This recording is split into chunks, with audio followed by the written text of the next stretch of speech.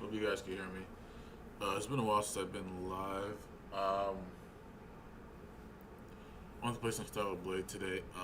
Speaking of Stellar Blade, I have heard the news this week about what was said about apparently they hired someone from PlayStation who was supposedly this sort of DEI consultant that I actually wanted to talk about and give my personal opinion about it.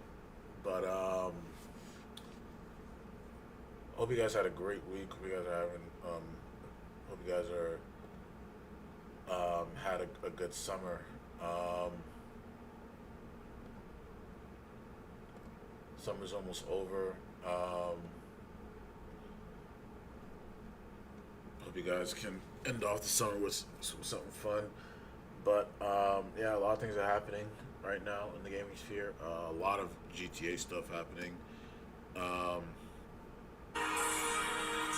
Oops, sorry about that. Yeah, there's a couple of things I want to look at today. I think Stellar Blade stuff is like the main one I wanted to look at.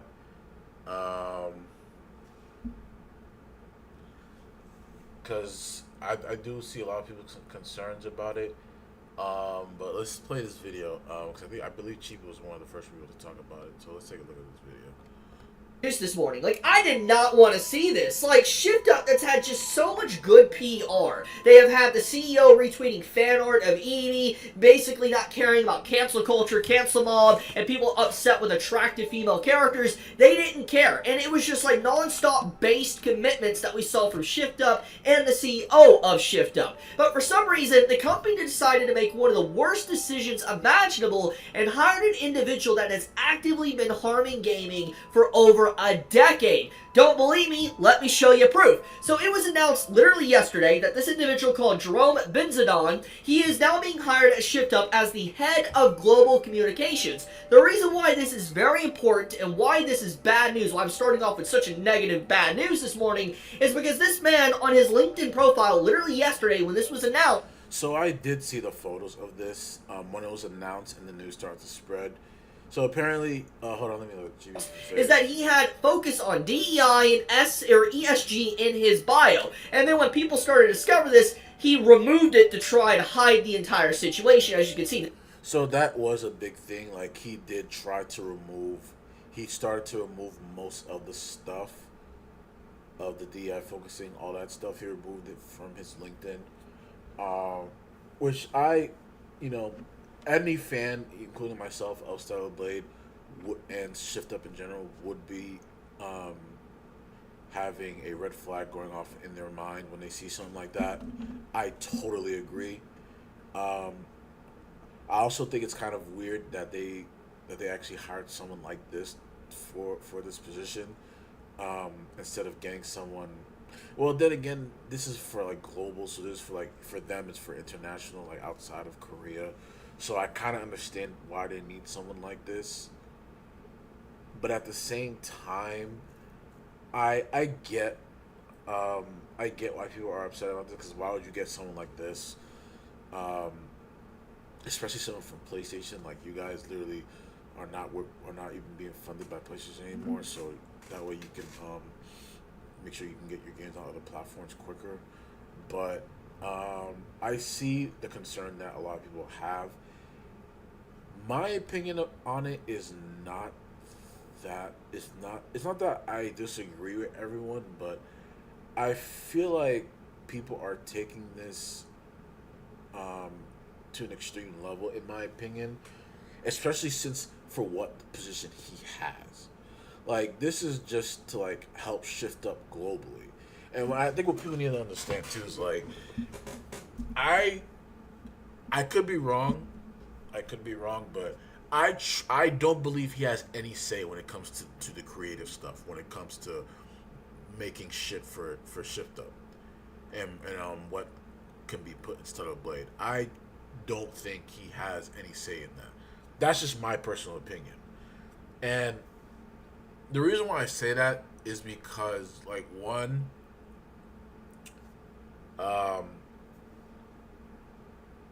one, like it's the name of the position, and two, when you look at his background, and like I'm just reading, I read through the background what he does. So this is more so like helping people internationally outside of Korea, helping them understand Shift Up, helping them understand Stellar Blade, what the game stand for, what the company stand for, all that stuff.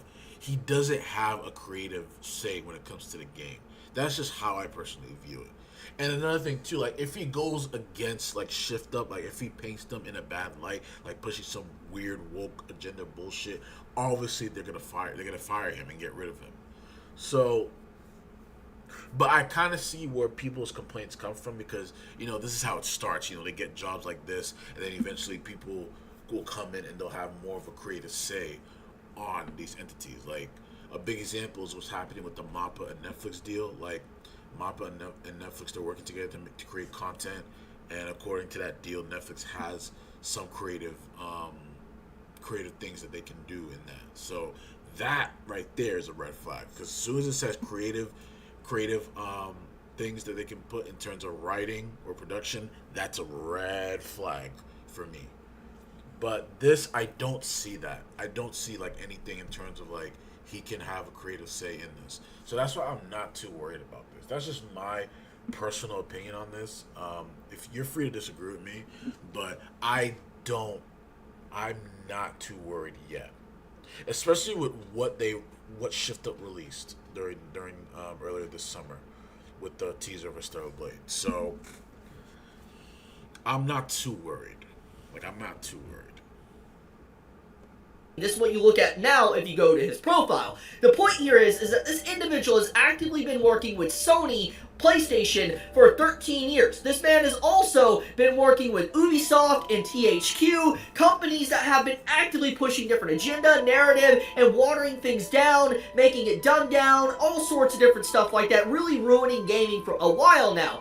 And the point here is that for some reason, Shift Up, that has been all about good PR. They've had non-stop good PR. They have been on basically the OG gamer side and everything. They decided to hire one of the worst people imaginable that has actively been pushing these type of things to cause different games to be censored, to force politics into it. It's just like, why would you do that? Like, it's a big red flag. Now, I don't believe he has any creative say when it comes to them creating the game, because I feel like it's mostly like him just helping them, you know, get the game out there to other places like internationally from Korea.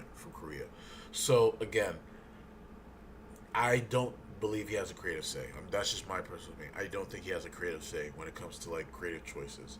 But then again, like I said, that's how it starts. Like it's like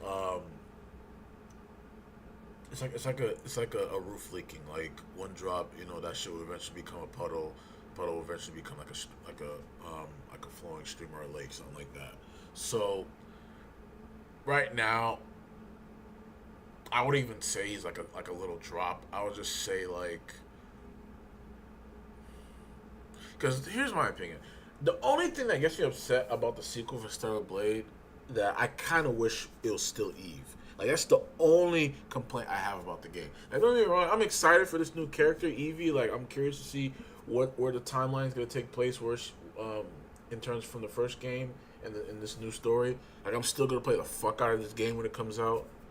But that's the only complaint I have. I still wish we were continuing Eve's story, because I think that's what everyone thought when this game was announced. Pretty sure everyone believed that we were going to continue Eve's story. But yeah, I don't know. I don't think I don't think this guy is gonna do. I don't think this guy has any creative say in terms of what they're creating, especially in terms of like how far along they are in development with the game. So I don't think he has. But then again, I don't know. Then again, things could change. So I don't know. We'll have to wait and see. But right now, I'm not too worried about it. I'm personally not too worried about it. Especially since, like, you gotta remember, they made the first Star Blade under Sony. So you gotta remember that they were working on this game under Sony. So, and I feel like Sony, they gave them way more restrictions. So, and this is just one guy. So that's another reason why I'm not too worried. Now, I need to make sure I clarify this before I go any further. Obviously, at this time, there is no direct mention of censorship and all of that, but the point here is that this is a canary in a coal mine. When you put a canary in a coal mine to see if, it's safe or not, and then it, just dies, this is kind of like that situation. It's like you're releasing a canary in a coal mine to see if something bad's going to happen. And in this case, that is what this is. This is a red flag, because it's like, out of anyone that Shift Up could have hired, that could have been a part of this job to be head of global communication, why would you hire an individual that has been nonstop about DEI and ESG? Like, I don't even understand why you would do something like that. Because it's like, let me put this in perspective of what head of global communication means. It means that they're going to be basically all about the marketing of Stellar Blade and Nikkei. It's going to be about them communicating with people overseas, basically trying to cater to people and make sure it's like inclusive and everybody likes the product and all like stuff like that. And we have been down this road. We know what happens when we have localizers or communicators that try to be a vocal piece for companies that are overseas. And I agree with what he's saying, but I feel like, but again, what he's doing compared to like localization, I feel like it's way different. Because you gotta remember, he has to try to market this stuff outside of Korea. And again, Shift Up is very popular here in the West.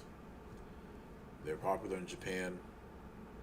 So I feel like he doesn't really have to especially here when it comes to like here in the West. I feel like he's gonna like really like, because here in the West we already know like what Stellar Blade is.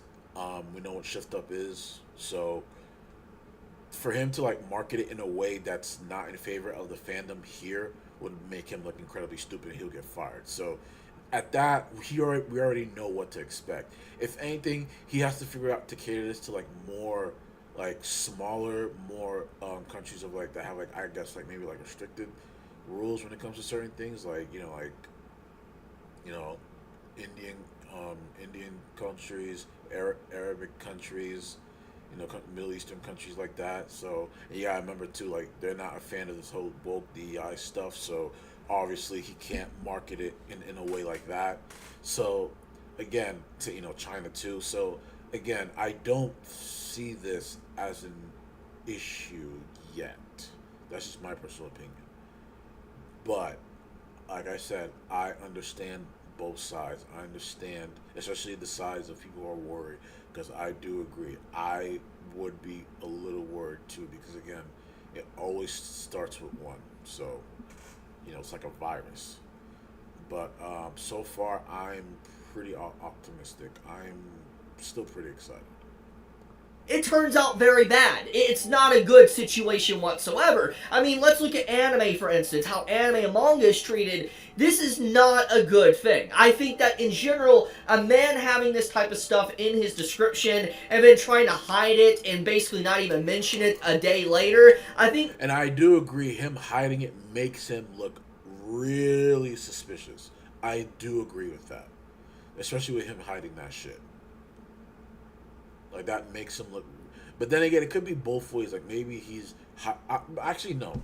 What am I saying? Because Sweet Baby Inc. I think they went private. They privatized their stuff. So no, what am I saying? But I feel like the anime stuff's kind of different because you gotta remember localization. These people they're doing translations, right? They're translating the wording of the game. That's the game of the anime and mangas. So I feel like they can't. I don't know. Actually, I don't know. I'm actually now starting to second guess it now, because obviously most people will just play the game in whatever language they want. And I feel like for a game title this big, if they do similar shit, because I feel like for localization, I feel like they're changing wording for like very niche anime, especially like on Crunchyroll. Like Crunchyroll, they're doing that shit all the time, and I feel like they mostly do it for like niche anime because they can't change wording and shit for like they can't. I mean, they do it all the time for like big anime series like localization, but they can't do it for like Goliath series like shonen series like that's like one of the main genres that they know they can't drastically change shit. Like I'm just gonna be honest, most of these localization errors that we see in anime and manga are from these small niche series like Dragon Maid. Like even though that was a big one that a lot of people talked about, Dragon Maid is very niche. It's a very niche series. Imagine if they did something like this for like My Hero. People would lose their fucking minds. Everyone would lose their minds because that's a big mainstream series. So I feel like with this they can't do that because Stellar Blade really I feel like Stellar Blade kind of solidified Shift Up as like a very premier studio. Like, I feel like that IP really did a good job for them, especially with how much money it made and how successful it was. So obviously a lot of eyes are going to be on this game. So especially since now that this guy is a thing, and I think he knows it too. Like he cannot fuck this shit up for Shift Up. He can't. He can't do that because if he does, he's getting the can. They're booting him immediately. Because one thing I noticed about the game director of this of Stellar Blade, he's a very based individual. He came out. He loved people making mods for the game, and he was literally saying like, let's see which. He's actually saying that he trying out some of the mods when he was playing it. So, I just don't see him accepting because another thing you gotta understand too, a lot of these companies overseas, they don't know what's going on here in the West. They don't know what's going on with this whole woke DEI diversity inclusion bullshit. They don't know what's going on here. So that's another reason why I don't really blame them for hiring someone like this. Because they don't know what this shit is. Like, if you guys remember that interview when they were talking about Dragon Quest, they were talking about how they had to change the character designs for like not to offend people. They were literally saying like why like who's being offended by this shit. Like again, like they don't know what's going on. That's what people need to understand. So that's why I'm not really too upset at him and Shift Up for hiring this guy. But at the same time, this guy fucks up anyway. If he like deviates their game, like wording wrong, any of that shit, and the fans get upset, he's getting the boot. He is getting the boot immediately, no question.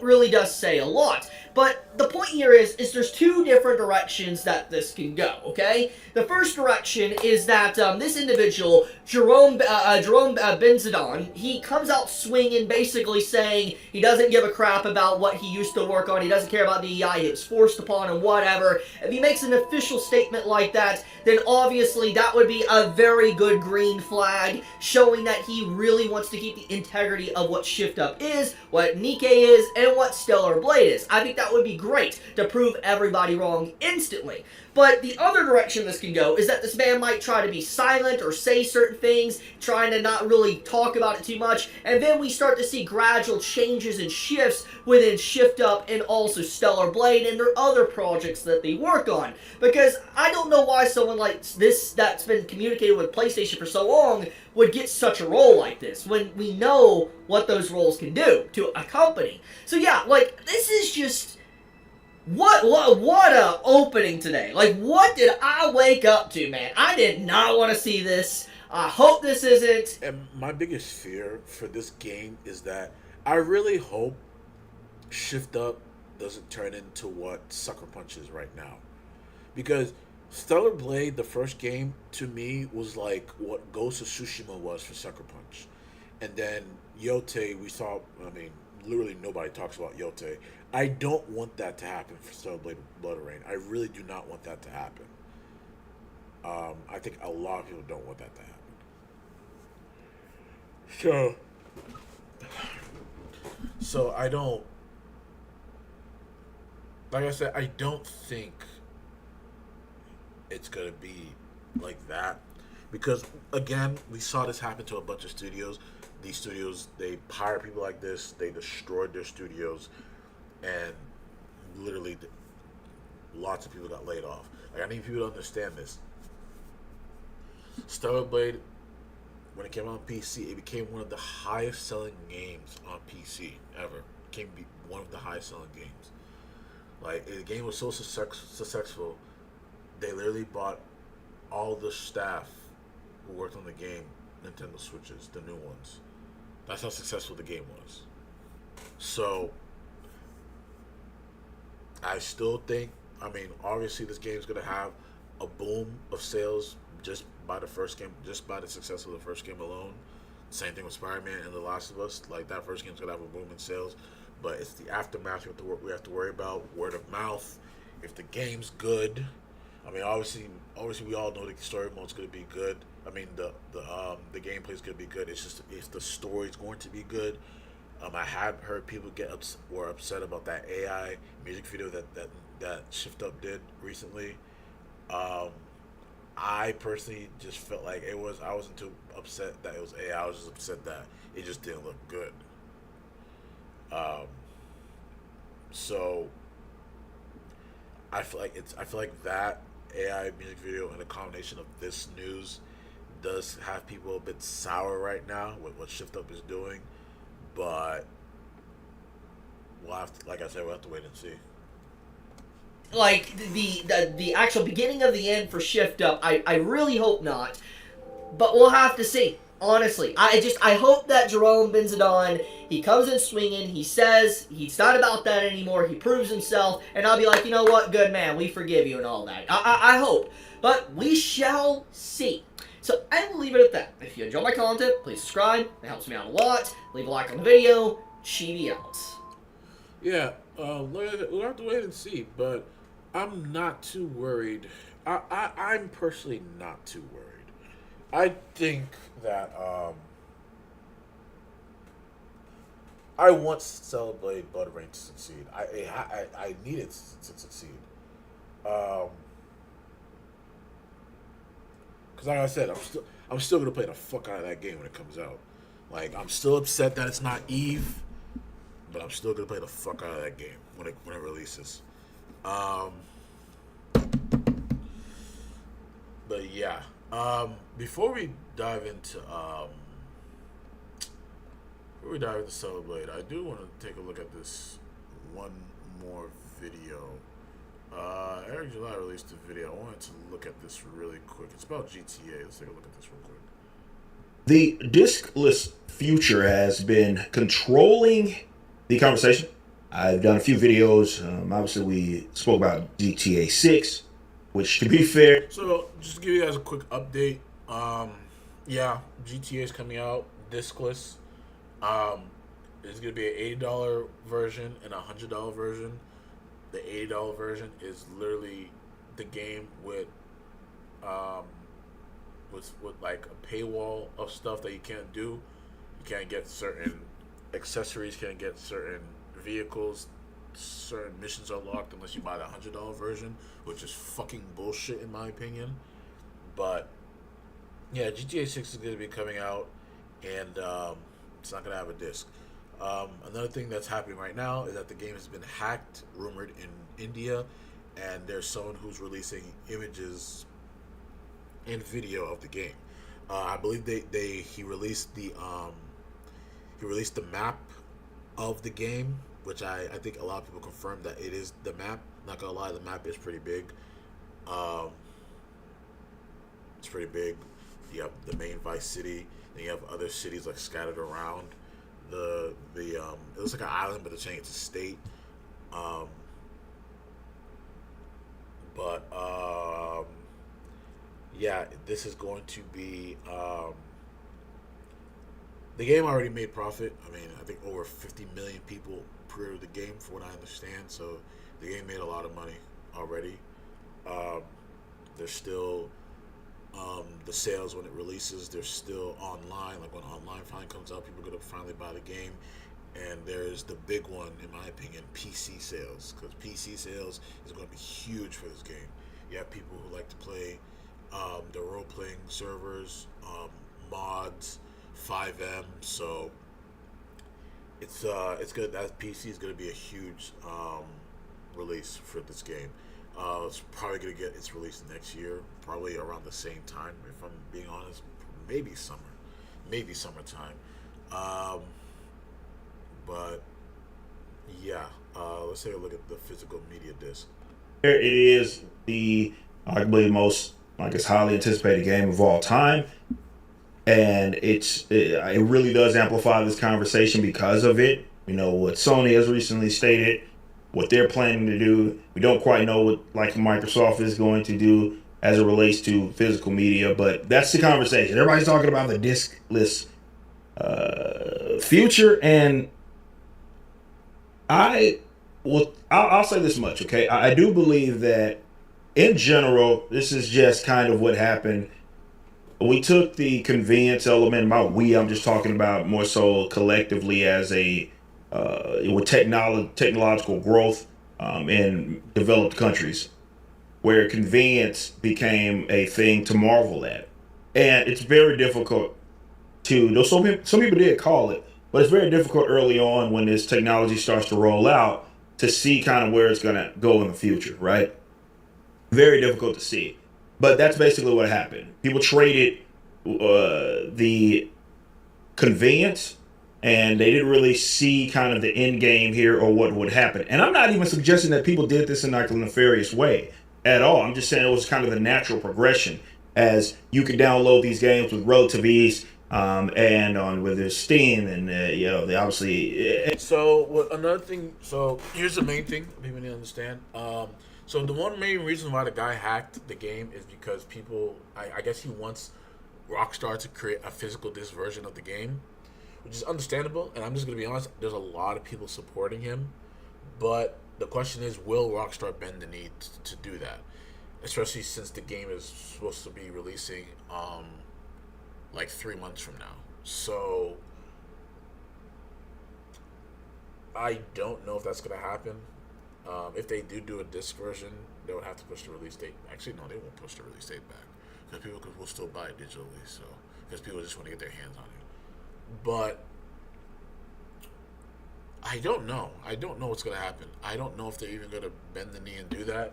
Um, I do one thing I do know for sure. If they ever find this guy is fucked. Like you're messing with like this. You gotta understand they spent billions of dollars to make this game. Like I think the rumor is they spent about $2 billion and more to make GTA 6. Like this guy is fucked if they find him. If they find whoever is doing this. Like he better cover his tracks very thoroughly. That's all I gotta say. Because for something like this, like, dude, like, you are fucked if you ever get caught. That's all I gotta say. But yeah, I see why people are in a way feel some type of way towards this because I do agree to I agree to a point where like yeah like people want physical this but at the same time there's this thing like you guys did it to yourselves because according to data a lot of people I don't know I take that back because I don't know what data they're going by because they said that a lot of people buy digital games and I don't know if they're looking at PC players. That's the thing I don't know. So and I don't know if they're looking at like DLC. That's another thing too. So obviously, um, I saw this in the future like it's going to be a diskless future because they literally announced that the next two consoles are going to be this won't have a disc port. I think the Xbox might still be doing the disc thing, from what I heard from rumors, but PlayStation for sure they're not doing that shit.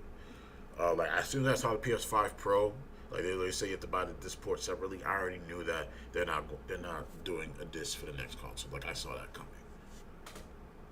Xbox and PlayStation, and now there's storefronts where instead of like we used to grow up, definitely for those highly anticipated games, we were outside of the game store waiting on them. That's not really a thing anymore. Now it's I can just get it and it'll be on my system as soon as midnight hits or whatever the time that they are deciding to release it. So the convenience element became really prominent. And it doesn't take long, and I don't think people realize it, especially with when you have like a young demographic of people that grow up and that was all they experienced for the most part, it's very quick to get outnumbered. And I think that's what's naturally happening right now is that those of us that grew up in those eras, right, whether like for me, my first console, Sega Genesis, and growing up and that being a thing on the PlayStation 1 and the PlayStation 2 and what have you. And that was our experience. It was a great experience. And we were just so used to physical media.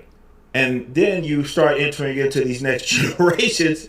And now it's like many of these youngsters never lived that experience. Never lived that experience, right? And so now it's you feel outnumbered, and to be honest, you are, and it's a big time like I'm not trying to use a term normie in like a derogatory sense, but yes, there has been some questionable reporting of the numbers, where how many what percentage of games are actually bought digitally versus not. But what I do know is I feel like it's very biased. One thing I noticed about surveys, reports. A lot of these shits nowadays are very, very biased. They are very, very biased. Like for example, there was a report about I think it was like for like anime or for like movies where they asked people, do they want to see romance and stuff in content nowadays, and a lot of people said no. But when you look in deeper, it was done by like some radical feminist group. It's just like it's very, very biased. Like these people who are doing the reports are very biased, and there needs to be a more authentic way of doing this because this shit is just not working, bro. And I feel like a lot of them are very disingenuous, and I feel like a lot of these companies are taking reports from these disingenuous people, and that's why shit is really fucked up now. So like yeah, I agree. The how they're doing the reports for like physical and digital games, I feel like it's very biased in my opinion.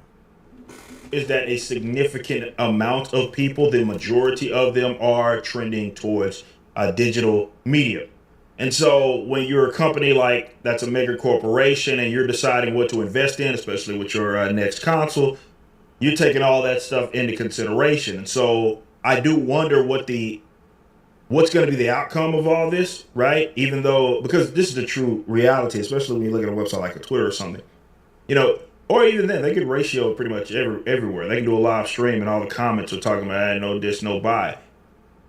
But the question that has yet to be answered is, well, how much of that is legitimate? How much of that is going to be something that actually moves the needle? Or is it just a very, very, very loud minority of people that are having their gripes about where games are going in relation to physical media?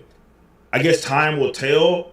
And I'm not using this I'm not saying this as a black pill. I'm just picking up on what I hear other people talk about it. It's just they don't care. Many of these folks are like, look, man, this is convenient for me. I buy my games this way.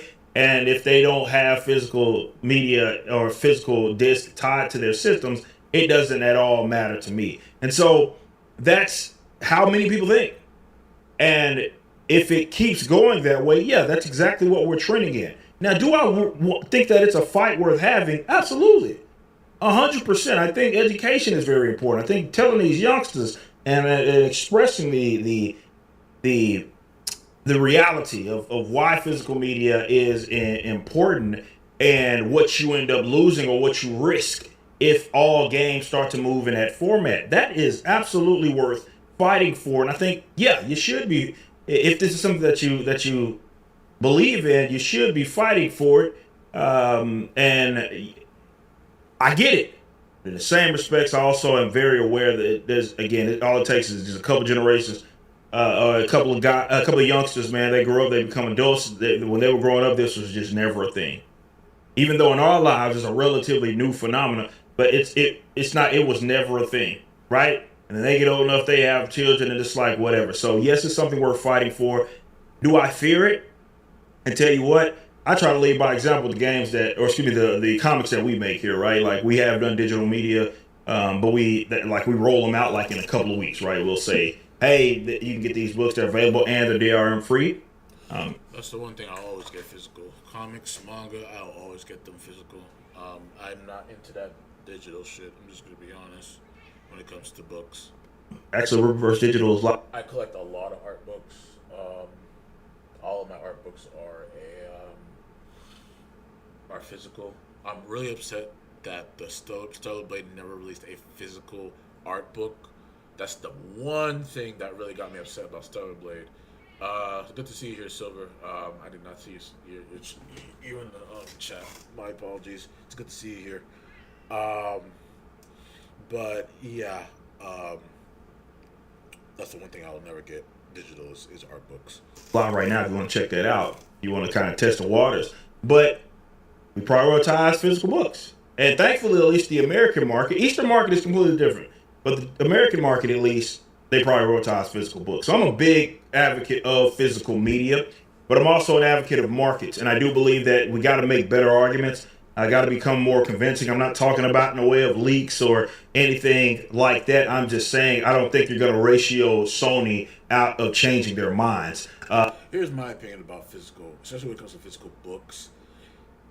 Let's say if I were to make a graphic novel or or comic or something, how I would do it is like if there was a president saying, if it was like a audience saying you need to make it both physical and digital, this is what I would do.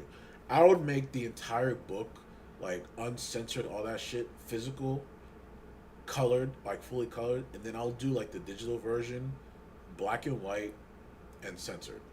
And at the end of it, I'll say like, if you want to like experience the full, if you want to have the full experience of the comic, buy the physical copy. That's literally how I would do it personally. That's just my personal thing. I mean, I like what Eric's doing with the Rippaverse, but me personally, I'm just saying if I were to do something, if I were to like make a book, that's how I would approach it. That's just my personal opinion. And I'll probably do like maybe like a subscription, like pay like $1, you'll be able to read it digitally online. But if you want to read it, if you want to buy it and own it and read it in color with everything uncensored, then buy it physically. At all, this is going to be largely a market decision. But yeah, I agree with everything. All right, IG, I agree got you with, pulled up now. I agree with everything he said. Yeah. Um, I truly believe that there is something that needs to. I truly believe that something is going to be done about the GTA hacks. Um, in terms of the physical disc stuff, I'm not sure about that. Um, I'm not too sure about that. I don't know if they're going to. Um, I'm not sure if they're going to. If they're going to really do physical disc for GTA 6. I'm not sure. I'm not convinced yet. I don't know. And another thing too, like the footage he's showing, I don't know if he like got access of like if this is like the Netflix stuff they're gonna show. I mean, but then again, it looks like he's actually playing the game. So, um, damn, I don't know what Rockstar's gonna do. I don't know what Rockstar's gonna do. All I know is that if this guy ever gets caught, he is fucked because you messed with a multi-billion-dollar corporation, and a multi-billion-dollar game. But yeah, let me shut my ass up. Let's get some stuff at Blade. Be itching to play this to get back into this.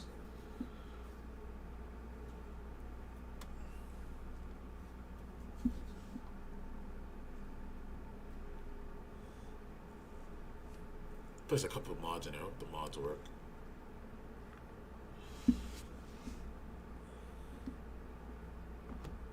Hope the mods don't fuck up on me.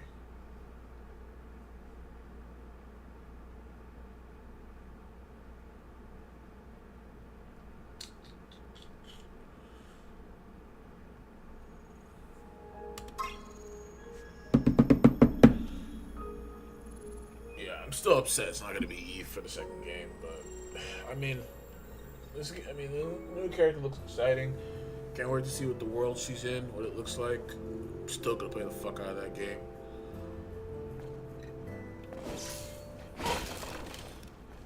But yeah, pretty excited.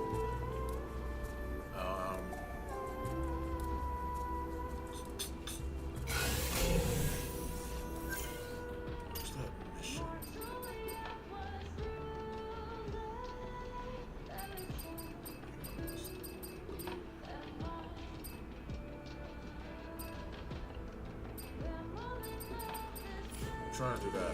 What's the mission for that boss?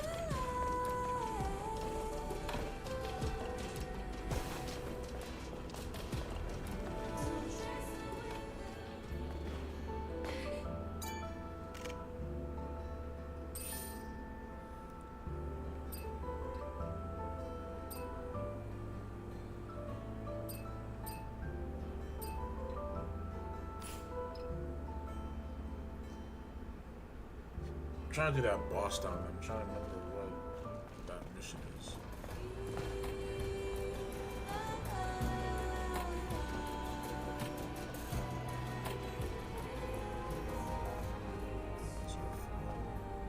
There's a phone over here.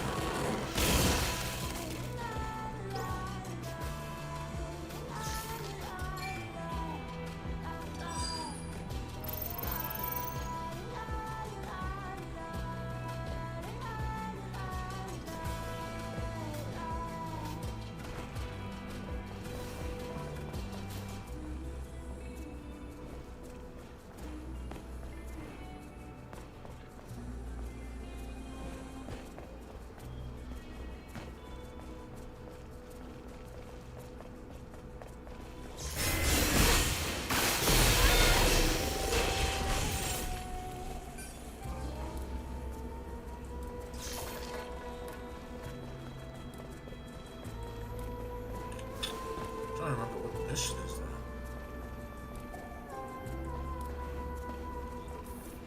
I could have sworn there was a phone around here somewhere.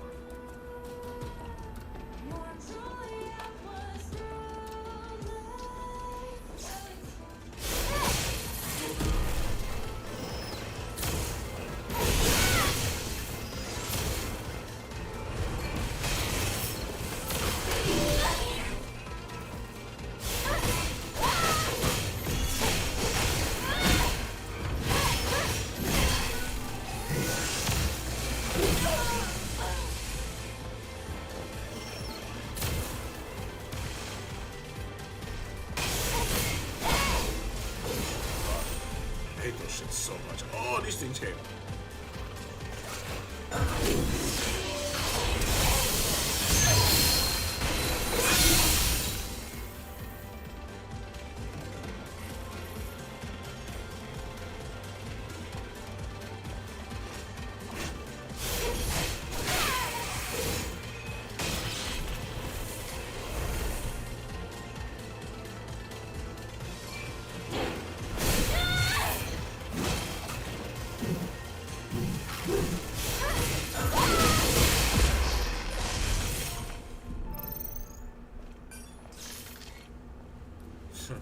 Just floating. That shit, this was actually kind of cool. I floated like that.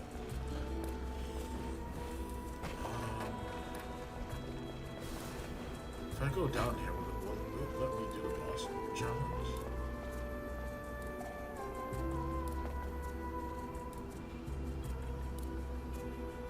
I wonder if it'll let me fight the boss. I'll go down there.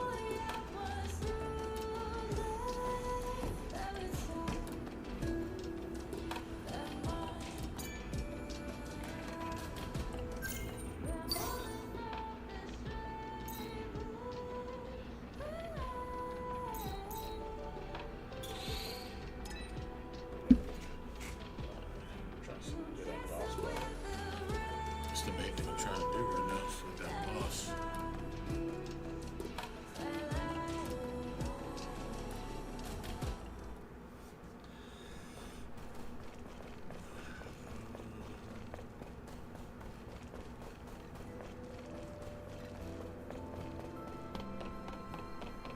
Can't sprint.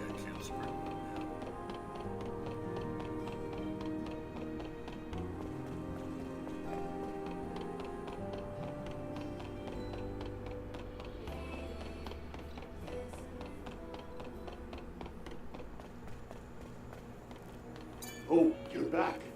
Did you meet them? What happened? I'm afraid they are all dead. No way. I think a powerful Natiba took them by surprise. I don't know if they're gonna ever do Eve I doubt again. it. If they don't do Eve again, I Your wouldn't mind them comrades doing did like not a stand a chance series against a monster like that that. takes place right after like the first game. I wouldn't mind if they did that. My apologies, Angel.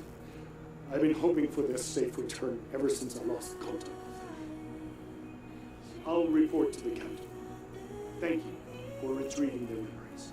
Like if they did like a Korean I'm sorry. series It's based been off an honor to help those brave the warriors. events after Stellarblade 1, and it takes place before the next game is about to come out. I'll watch the fuck out of that. Because I really want to know what happens to Eve. I don't know if they're going to explain that in this next game. Because I don't know if this next game is just going to be like its own story for this new character. But they probably are going to mention Eve. But I'm not sure if they're going to mention it to an extent that everyone's looking for.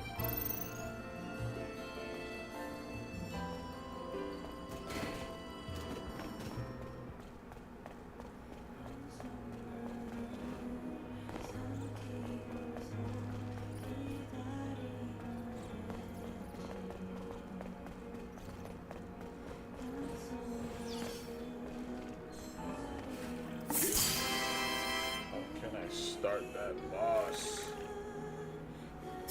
How can I fight that boss?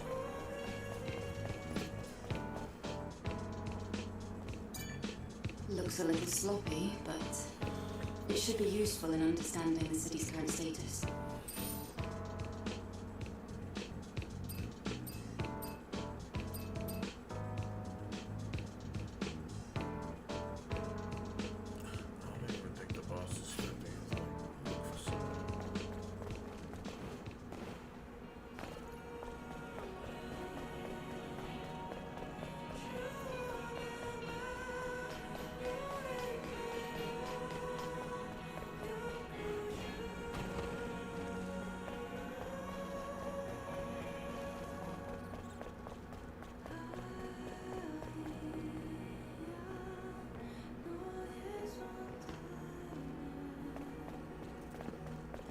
trying to remember who I look for so I can go do that.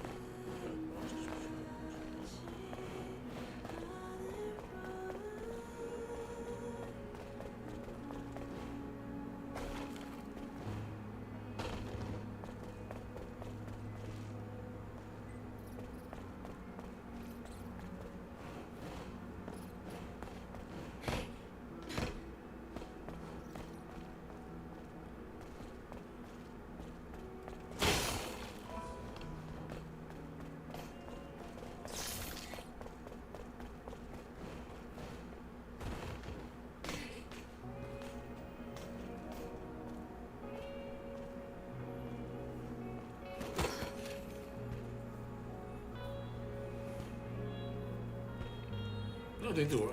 I never understood. Like, most of these characters don't even have a face.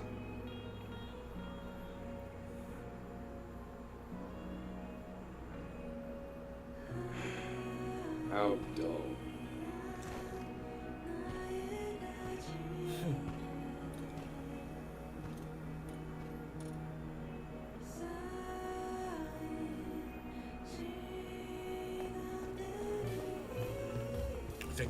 I remember where Hey. to get his stuff. Oh. in the. It's you. Pretty sure I do remember. What do I you think I mean? think I have all the hairstyles. Oh. But let me just make sure. I guess you heard that. I'm sorry if I offended you, Angel. I wasn't asking for an apology. I just wanted to know why you said that. What is this place? This is my shop, Wen Hair Salon. I'm Pretty Cassette, sure I know what it the is. hairstylist. Hair. I style your hair so you feel better and confident. Your hair looks great. It's full of potential. But that potential is hidden at the moment. That's why I said it is dull. Is that so? Are you saying you can make my hair less dull? Of course. But I don't have the proper tools with me right now. Those so-called scavengers can't run a business without my tools. But then they probably just threw them away. Those tools would be useless to them. Thrown away? Where? Things like that usually end up in the landfill or the wasteland. Okay. I can look for them. In return, you will style my hair. Sounds good to me. I'm missing 3 items. Scissors, hair dryer, and hair straightener. Understood. I'll be waiting here, Angel.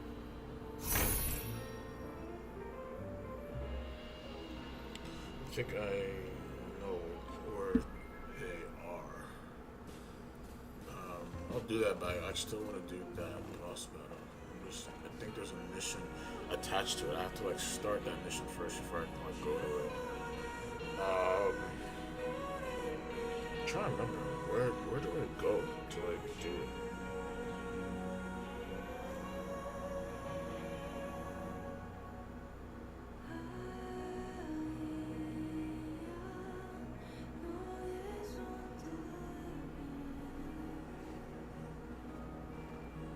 I'm trying to remember like how to like start it. Like I know I have to talk to someone. Looks like the Sentinels are pretty unhappy with you, Angel.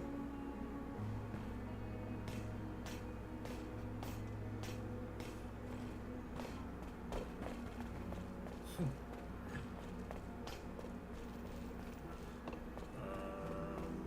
trying to remember where.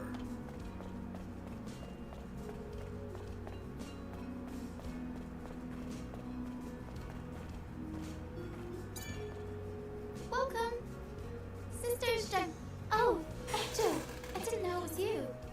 Didn't mean to catch you off guard. I'm trying to remember where. No, it's okay. What brings you here?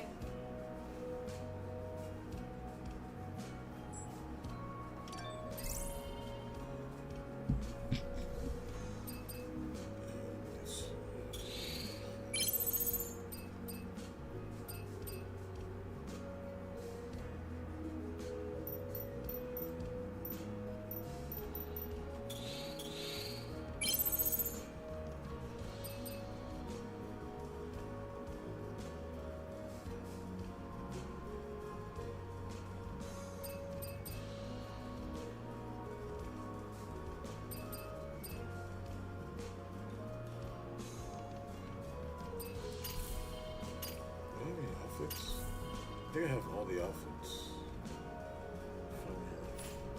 I'm heading out. Ah, yes. Please come back if you need anything.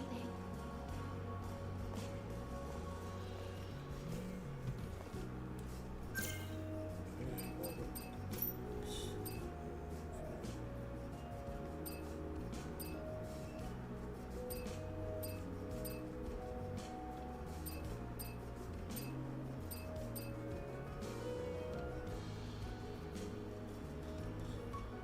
Damn, these mods are crazy.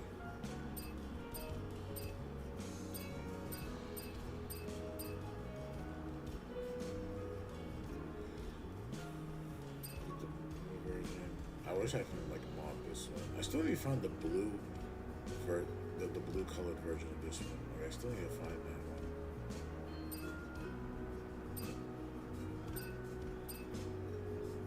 This is probably like my favorite outfit for this game, this one. Especially with this mod. This is probably like my favorite one.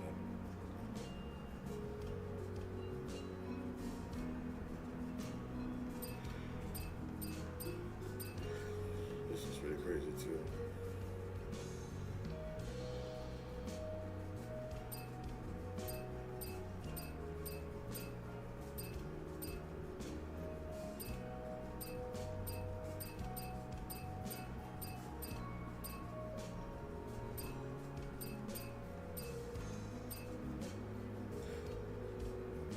The Kinochi one's not bad either.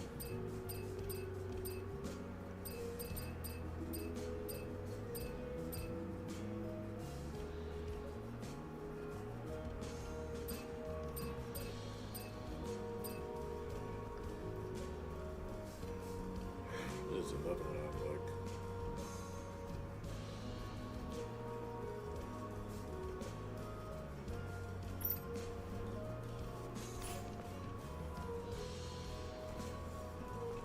Let me see how do I forgot how to start it.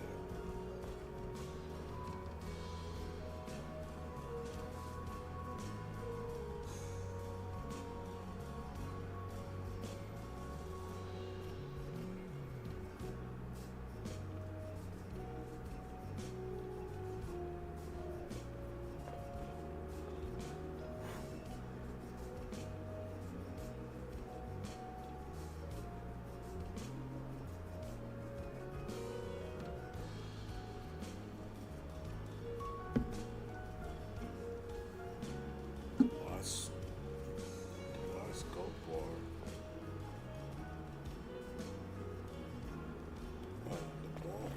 the bar.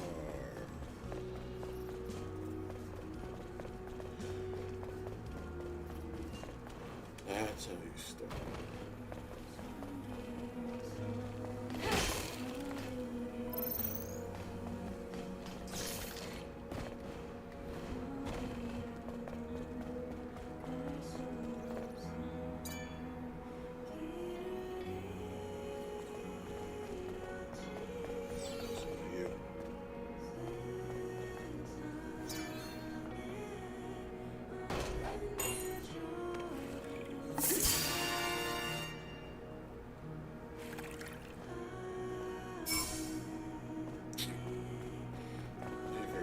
That's one thing I need to figure out how to collect all the cams.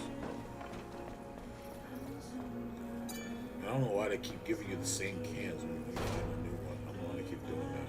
That's one thing I hate about that. An engineer in a place like this. Oh, the body cell is turned off. This is my client's husband. There's no love lost between him, Orkul, and the cradle.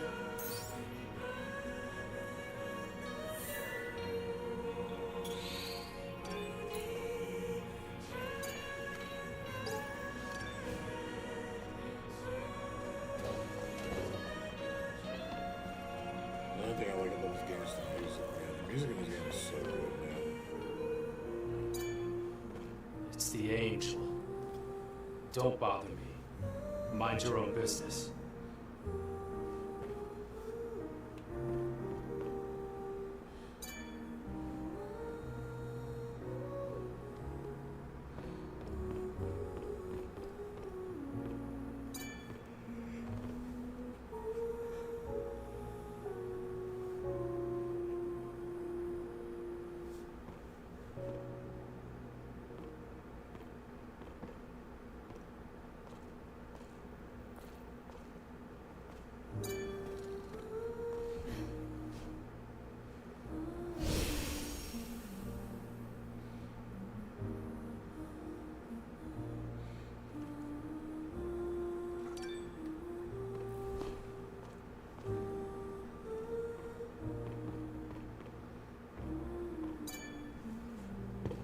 Halt.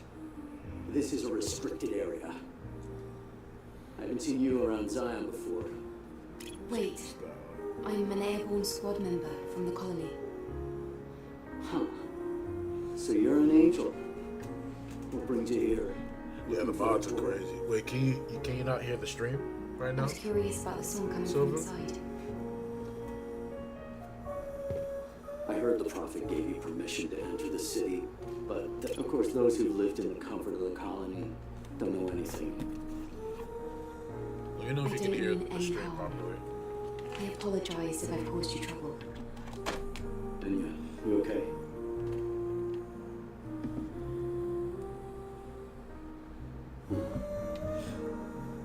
There was a time when this bar used to be full of people. Now it's just so empty. And Enya, same story. I wonder how long she can keep singing with her body in the state it's in. Huh. I don't even know why I'm talking about this. It's pointless. I'm trying to be sensitive, but if you need help, after all, What? Is that, but I... No, I don't need any kind of incentive to save someone. All right. In that case, could you help me?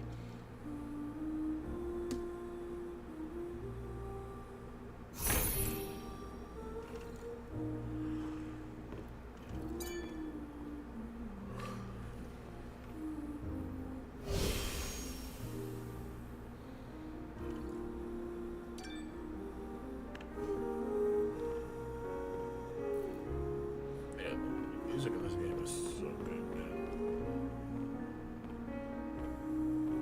Damn, I can't do that mission.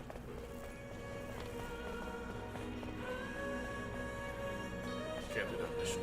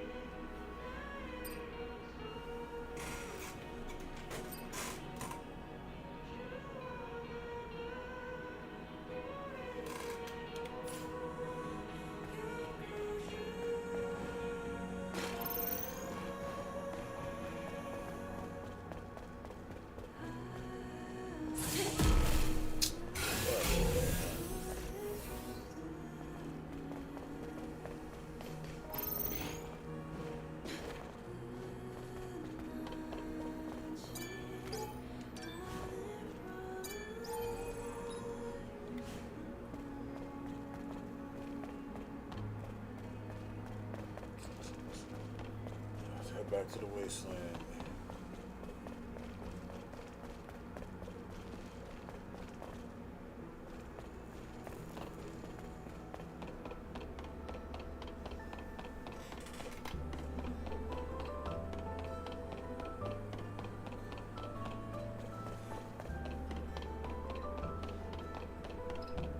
Might change the outfit in a little bit.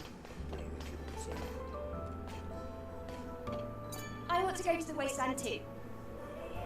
Or do you think I'd just get in the way? Lily, I have to ask you something. I found someone who's been injured very badly. She's too weak to speak, and there's no chance of her moving.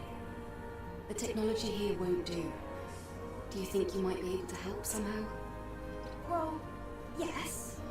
People here, they have negative feelings towards the colony. Many of them think they were abandoned. I want them to see that our mission isn't just for the sake of appearances.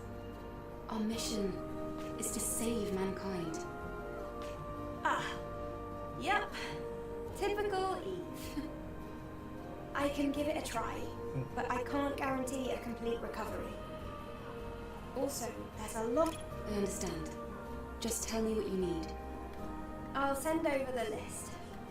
I And think there was a please mod try not to like- spend too much time on To like this. enhance the After all, we still the have a mission to NPC's complete. anatomy also. Like, I know. there's a mod for that too. Thank you. That couldn't get to work for some reason. Well, I try to do it for like individual NPCs, but I don't really want to work.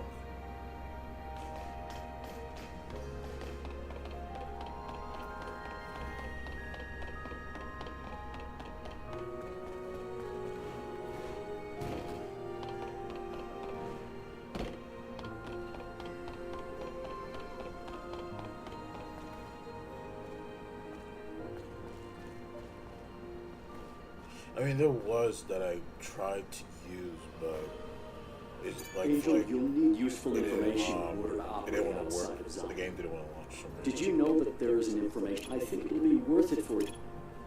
It didn't want to launch for some reason. Like I tried to use it, but it didn't want to launch.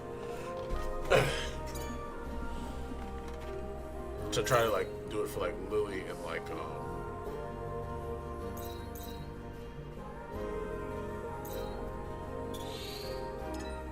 tried to do it for like Lily and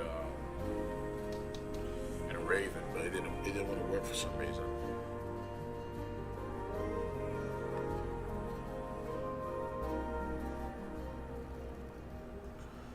I haven't seen him in a while, Silver. How you been?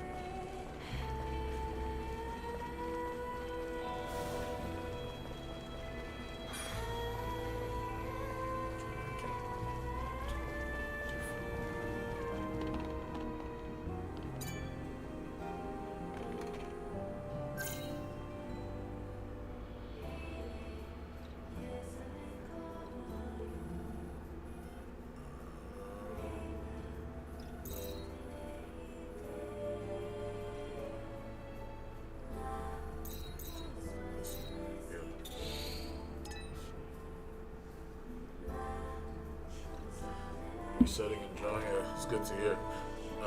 I've been doing a lot of drawing behind the scenes. I just haven't been drawing live. I don't know if I told you this. I've been working on my own stuff. I'm trying to create a graphic novel. So I've been doing a lot of that on the side. I just haven't just been doing a lot of live drawing lately. Yeah, health is something I'm trying to manage too. Going back to trying to go back to the gym, trying to stay more active.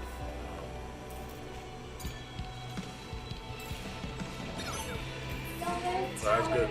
That's good. You found the artist. It's so hard to find an artist. I'm actually working on a video right now because I did Jada Concept. He did he did a graphic novel, so I reviewed it. I did a review for his graphic novel. I'm gonna be I'm working on a video to drop a little bit because I promised him that I'll give him my review on how I felt about it. So I've been working on that on the side too. Do you know how long they've been protecting this I actually want to restart watching Kill la Kill too. I couldn't say. I want to restart Kill la Kill too.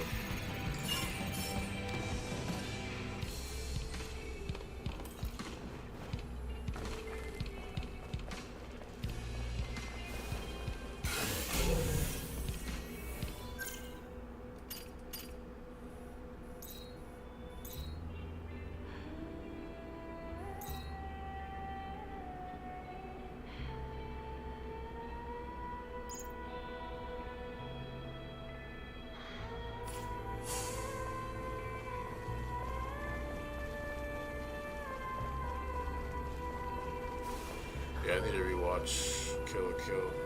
Right now, what am I watching right now? I'm watching Smoking Behind the Convenience Store. Really love that series. Finally happy. Finally got the newer episodes. Well, the newer episode this past couple of days. So I think the first 6 episodes was just them combining the 12 short episodes they did into 6. And then the recent episode that came out was one of the newer episodes.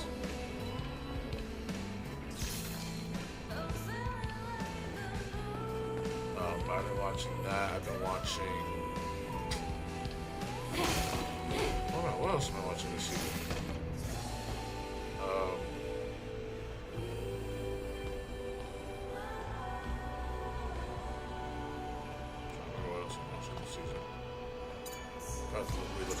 Oh yeah, Mushoku Tensei. What am I saying? Mushoku Tensei. Mushoku Tensei is so fucking good, man. It is so fucking good, bro. Every episode is just so fucking good.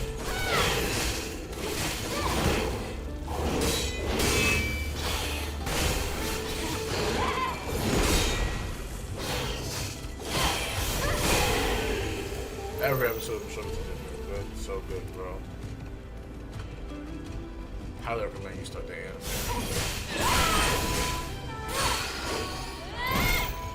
You say you did some fan art for you say you did some fan art? Oh, what'd you do fan art of?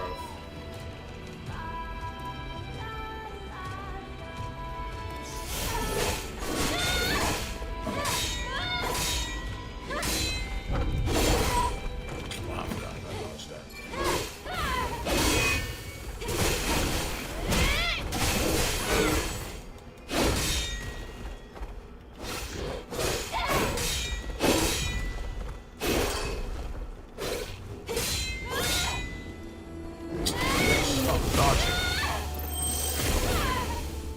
Deflecting.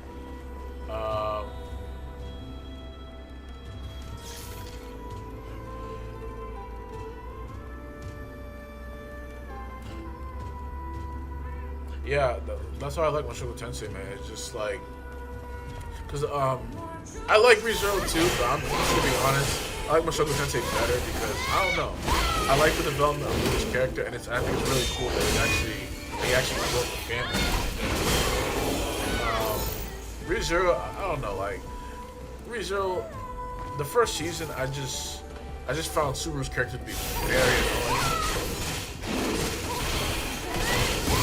I found his characters to be very annoying in ReZero. I didn't even know that ReZero came back right now. I just found the character to be really annoying, especially that scene when he followed Amelia to the castle with the other representatives that want to be the ruler. I just found it to be very annoying there. Not to mention like how he turned down Rem. That really got me upset when he turned down Rem. That shit really got me upset to this day, man. Oh, you said you did art for Ryoko from Kill Kill. That's the one series I actually never done fan art for. Like, there's a lot of Kill Kill fan art. I never done fan art for Kill Kill. I think it would be really fun to like do some fan art for that.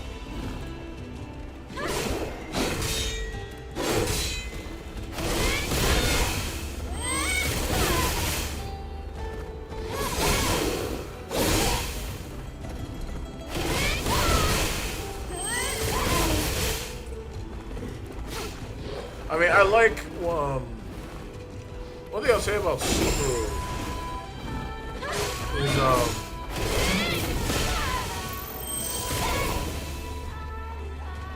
I mean, I feel like he's like when he has to lock in on certain occasions, I feel like he's good at that. Like when he really needs to like lock in and get serious, I think that's one of his strongest strengths. But I don't know. Like I just don't think he's like in love with Amelia. I think it's more like an infatuation. I'm just gonna be honest.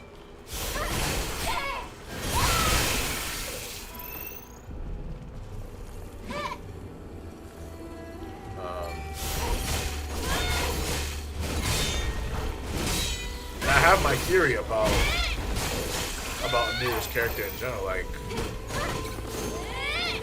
my theory about her character is that I truly think she is like the reincarnation. I think she truly is the reincarnation of the Witch of Envy. But I feel like the problem is that maybe something happened to the. I think what happened was it's kind of like when it was a series I used to watch. It's called Chaika, the Gotham Princess. So it's kind of similar to that, whereas like they made like this sort of like new vessel for the Witch of Envy, and I feel like that vessel is Amelia. But I feel like the problem is, I guess something happened where like the reason why remember in season 2 when she had to do the trials and they showed the past with Pandora. I feel like Pandora was trying to like transfer the Witch of Envy's memories back to the vessel that's Amelia, and I feel like that is the case. That's just my personal opinion. Because I truly think she is the witch of Endor.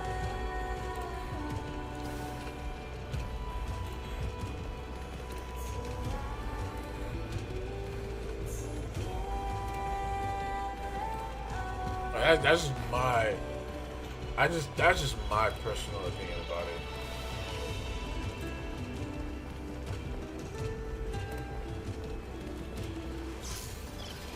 I ran into this shit.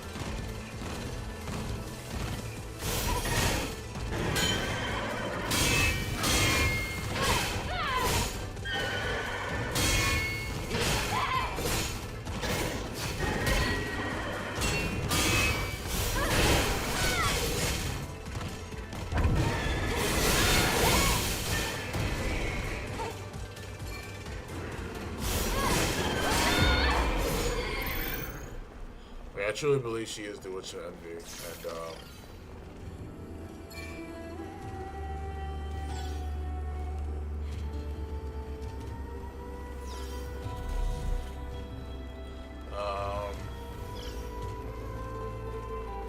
I was happy when they did finally kill. Then again, I would have been more satisfied if it was Subaru that killed Elsa, the assassin. I thought that would have been more satisfying if it was him that killed her, especially with how all the shit he went through with her. I feel like that would have been more satisfying if he killed her. That's just my personal opinion.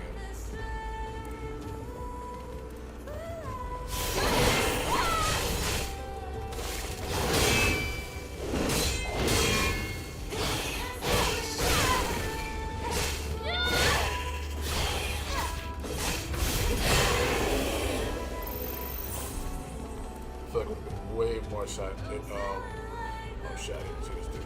I felt it would have been way more satisfying if he killed her.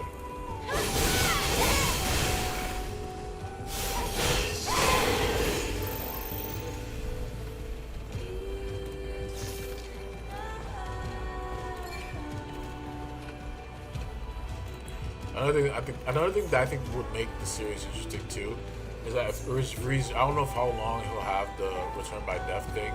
But I kind of like how they did it in Summertime Render, where he kept on dying for a certain amount of time, and then to a point where like they limited telling him like how many more times he can do it, and certain windows at where he can restart. Like I like how they do that in ReZero. Like there's certain times where he can restart. And that's why I feel like the stuff what happened with Rem was like really good. But I kind of wish they kind of did something similar to that with ReZero. I don't know. They actually might do that. Now I think about it, they might actually limit his Return by Death ability. That's like a story thing. I feel like they're playing that in the future.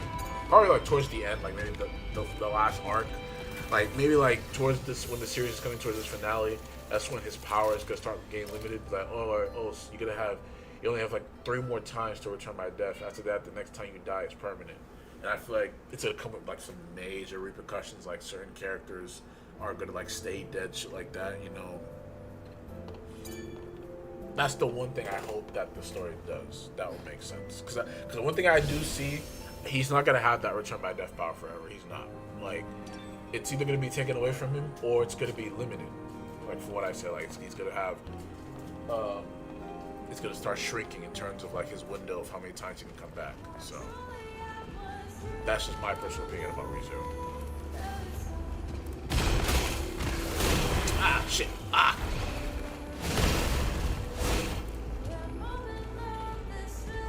Damn, there's 3 of them shits.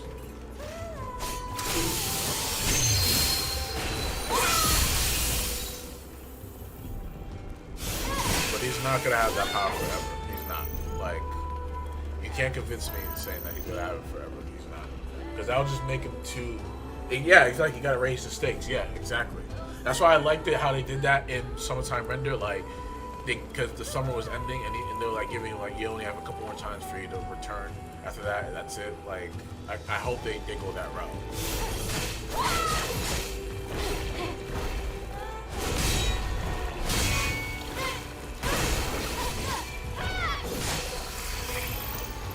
I really do when they go that route with it. It'll make it more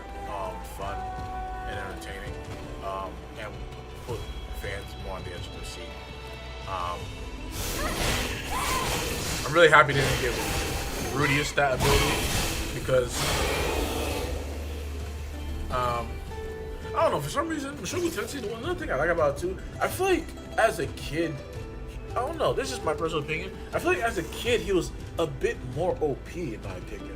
Because as an adult, I don't know, I'm starting to see like certain limitations.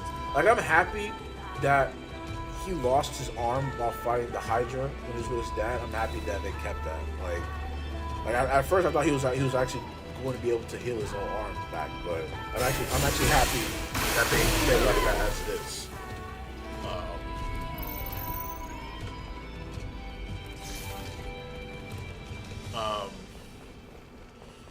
But yeah, man, Mushoku Tensei is just so good, man.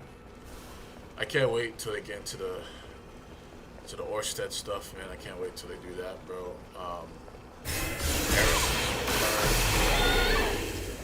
Harrison's back. him getting his third wife with her. I can't wait for that, bro. That's probably gonna, I don't know if they're gonna. That's probably gonna be. I think that's how the season's gonna end. It's him marrying Eris.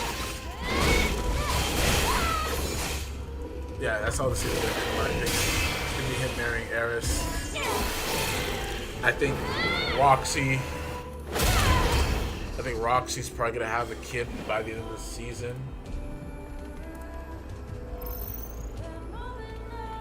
Yeah, as a kid, he had more feats in my opinion. I feel like he had greater feats as a kid. I don't know why. That's just my personal opinion. I feel like he had greater feats as a kid.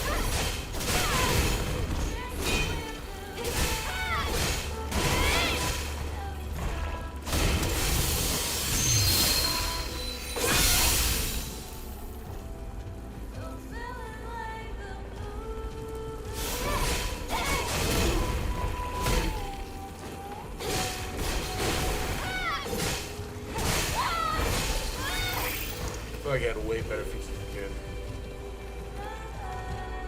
Oh yeah, I can't wait. Yeah, see, like I forgot about the English. I forgot about that.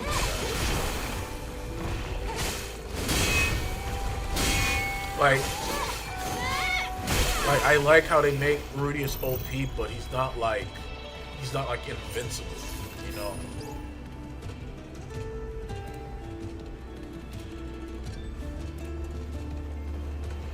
Yeah, like Rudius is OP, but he's not like invincible, you know.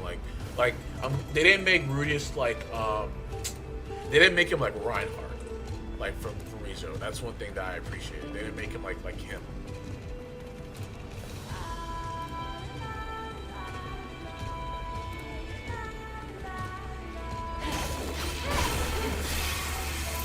Because it gives the story more, I don't know, more of an edge in my opinion. And I like series like that, you know. Like it's cool to have a character that's like super strong, but at some point it just becomes like, I don't know. It's just like at that point it's just like, I don't know, like the dude is just too invincible. Like every fight we know how it's gonna end.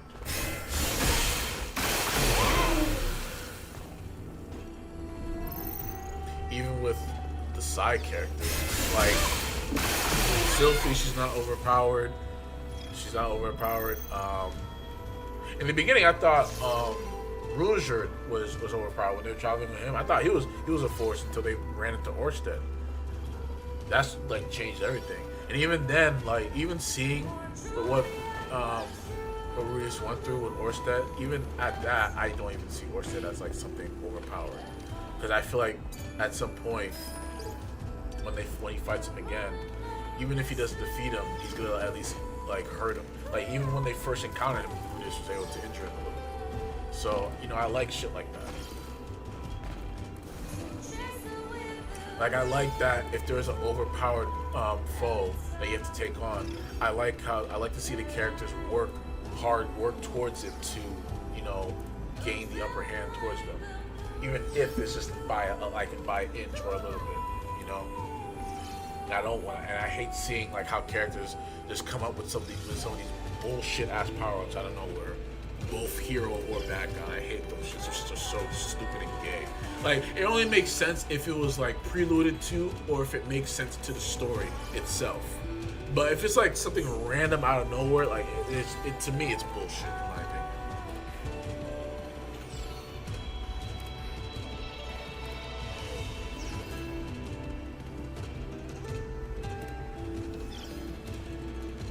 Yeah, I get. I get. Like ecosystems, yeah. How's the alpha? Nothing out of the ordinary. However,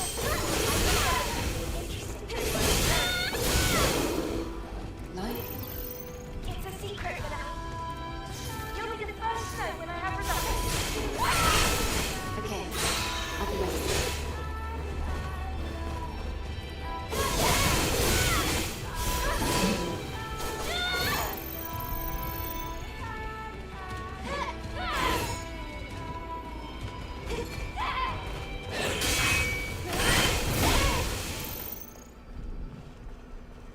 Hero and villains themselves are at the end of the day just people. Yeah, I agree. Another thing I hate too, I hate if there's like,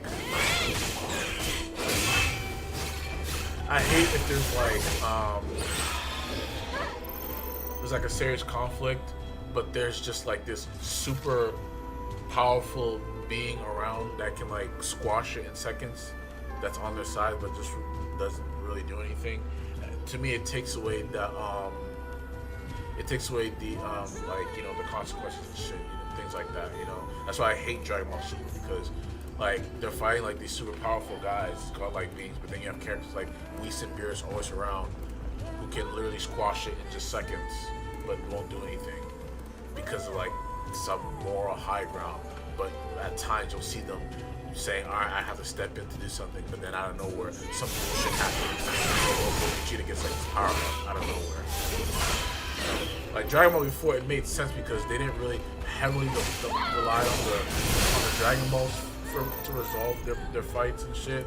Especially like from like the beginning, like, you know, Dragon Ball to the Cell Saga and shit, you know, they didn't really rely on the Dragon Balls that much. But I hate what Super is now, man. Like I hate what Super did to Dragon Ball now.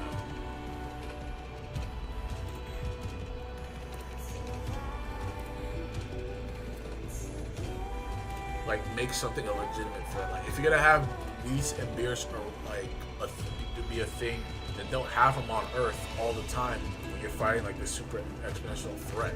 You know, it's stupid. And it's kind of stupid, like it's kind of stupid because they say that they can't interfere, but Whis brought the Earth back when Frieza destroyed it, and Beerus stepped in when what's that fucking guy's name?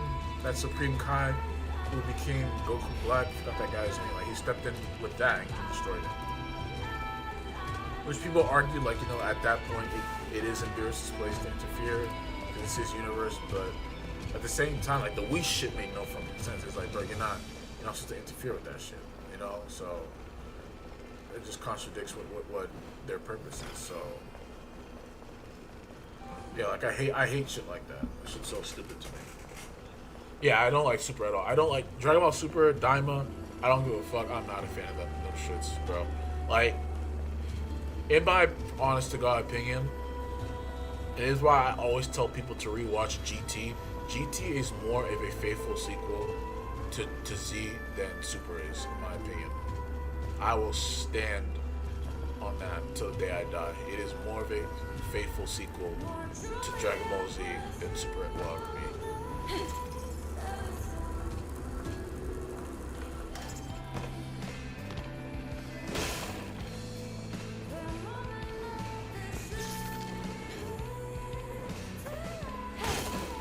Super is just,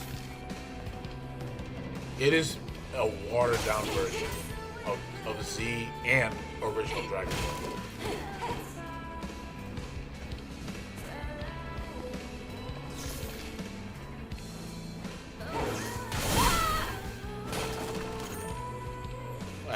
It's it's just so watered down.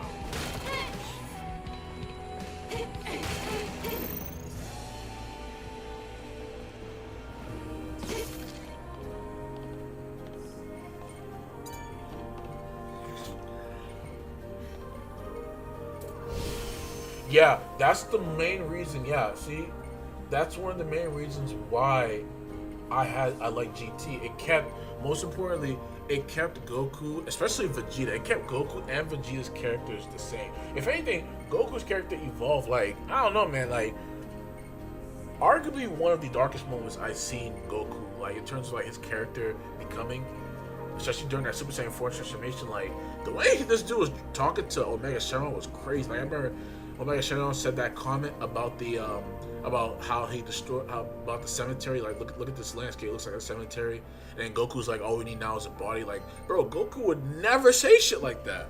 And that's why I liked it. And Vegeta's character, it's the same Vegeta from the end of the Buu arc. Because at the end of the Buu arc, at the end of the Majin Buu arc, Goku and Vegeta finally became friends. Like, yeah, they were still rivals, but Vegeta finally acknowledged him as not only as like a superior rival, but as a friend. And that translated into GT. Like, you saw that. That's why there's such good moments with Vegeta's characters in GT. Like, I love that moment where he cheats Super Saiyan 4. Like, we all know how Vegeta is when he has a new transformation. You know, he did it when he first transformed to Super Saiyan, when he quote unquote ascended, when he fought Cell, when he got Super Saiyan Blue, all that shit. You know, he thinks he's the shit. But that moment in GT, like, he literally said, like, if we fight Shenron right now, we're gonna die. Like that was, I love that moment, man. And the fact that he suggested fusion, like, bro, like, it just shows the character in him, man. Like, even his final line in GT, like when Pan picked up Goku's clothes, like, he said, like, take good care of his clothes, like, he just flies away. Like, bro, like, that moment, it just gives so much meaning to his character. Like, it was just such a great moment for Vegeta, man. I feel like GT had some of the best moments for Vegeta, in my opinion, man. Like, from how they reintroduced him to GT to, like, the very end, man. Like, it was just such a good moment, man. Like, I love it so much. Like, yes, he still saw Goku as a rival, but he was still his friend. Now, in Super and in Diamond, I don't know what the fuck they're doing. Like, I don't know what the fuck they're doing in those series. It's so dumb. Like, Kid Naruto and Sasuke were more mature than these two. Like, man, I hate what they did to those characters. Not just those two characters, but other characters also. It's just so dumb. And I see why they're doing it. Like, they've written it for a newer audience, like a younger audience.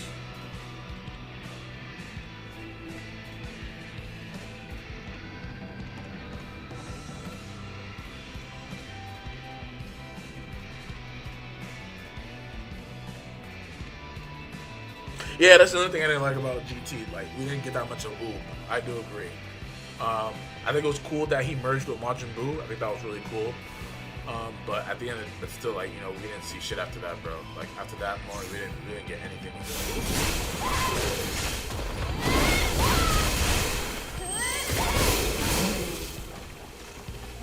But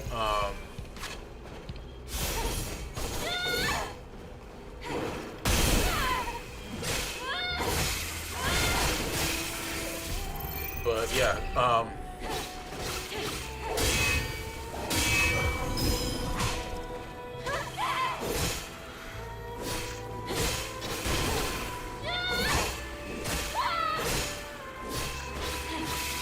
yeah, the baby arc was really good. That was a really good arc. Really cool concept for a villain. Very interesting concept for a villain.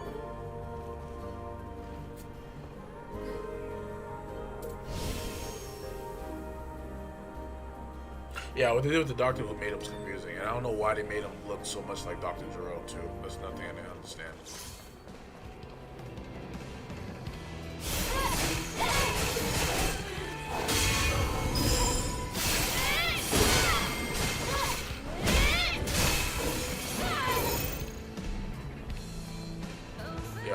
they made him look so much like Dr. Jerome.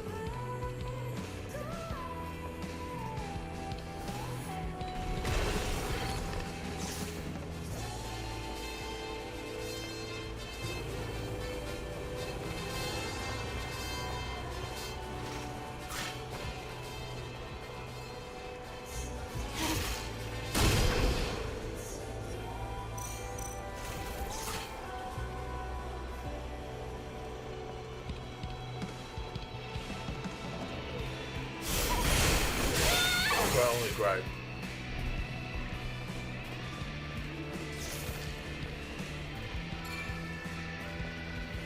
Oh yeah, I forgot they said that. Like the doctor said he like made baby. I feel like baby was just around, but I feel like the doctor maybe just like I don't know, maybe like enhanced him or something. Because baby wasn't a normal tough.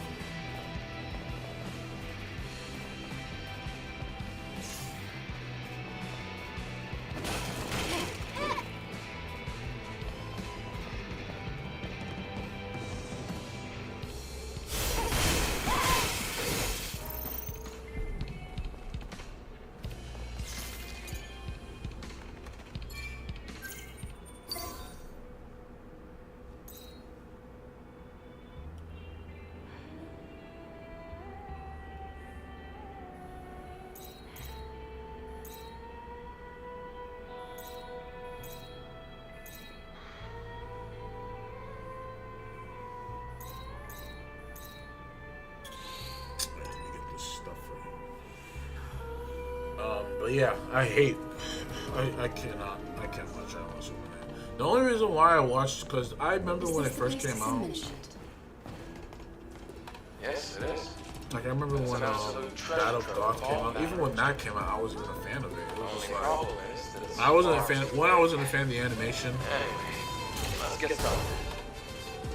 I was a fan of the animation. Two, I didn't like that dancing thing that Vegeta was doing.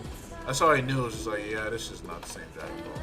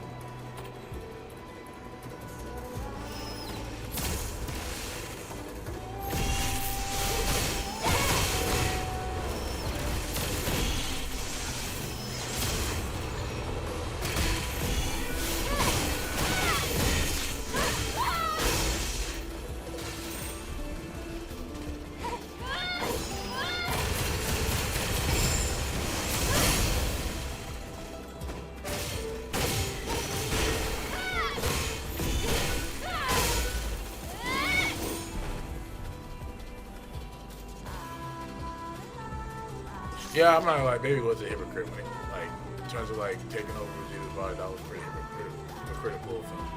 I mean, but he did say like, once he recreates his planet, he was gonna destroy Vegeta. So.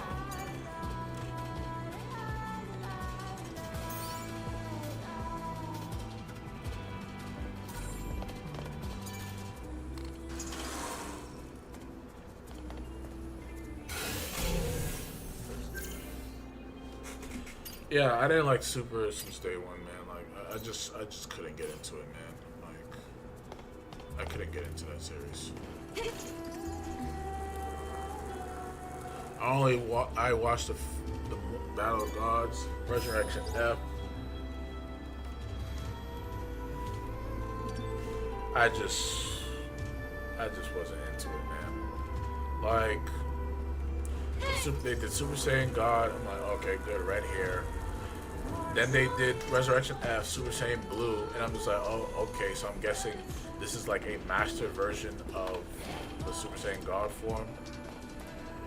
And then when Super became a thing, the series, they were saying that the red hair and the blue hair were not the same transformation. And I was like, wait, so this makes no fucking sense. So he's telling me the red hair is Super Saiyan God and the blue hair is Super Saiyan God, Super Saiyan. Like that shit was so stupid. Like you should have just called the red hair Saiyan God and the blue hair Super Saiyan God. That would have made more sense. Like that was so dumb, like how they worded it. And then they wanted to call it Super Saiyan Blue for Vegeta. I was like, bro, this is so stupid, bro. That shit was so dumb, bro. And then on top of that, then they wanted to do these other shit. That's when you have Ultra Instinct. That's when they added this fucking whatever shit Vegeta has. And it's just like at this point, you guys are just, the show is just about transformations now. Like that shit was so dumb.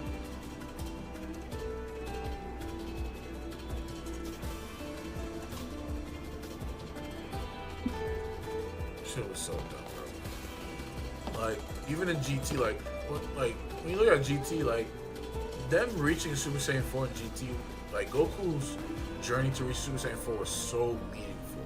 Like there was so much meaning and emotion behind that arc, especially when he finally achieved it. Like there was so much meaning behind it.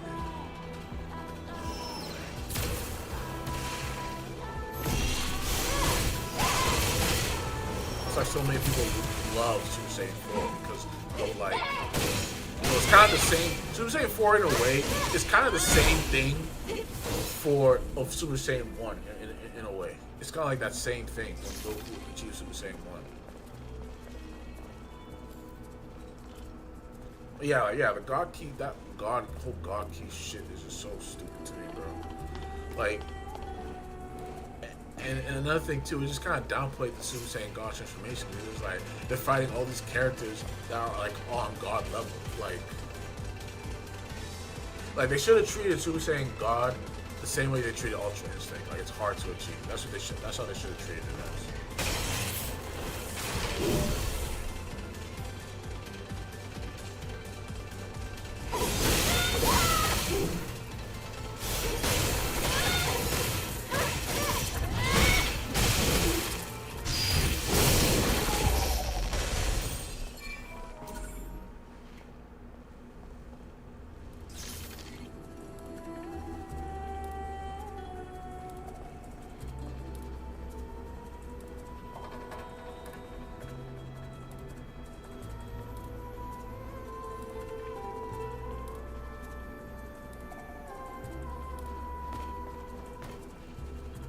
Super Saiyan 4 already had its own Ultra Instinct. What do you mean by that?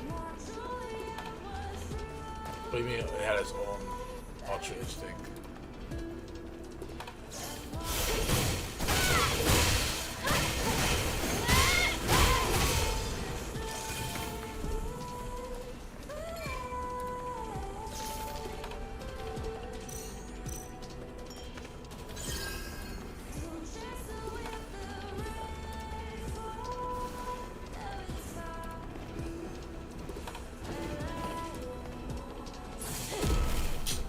Stop doing that.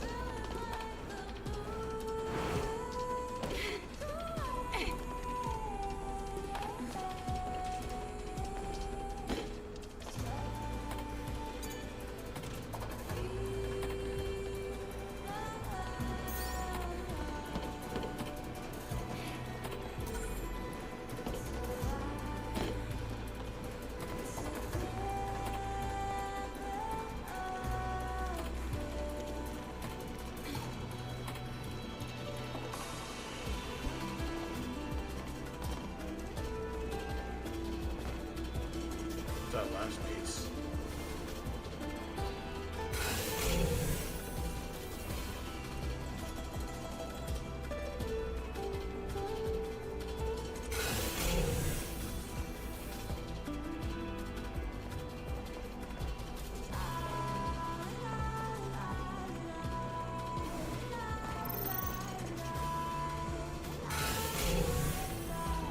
What's that last piece?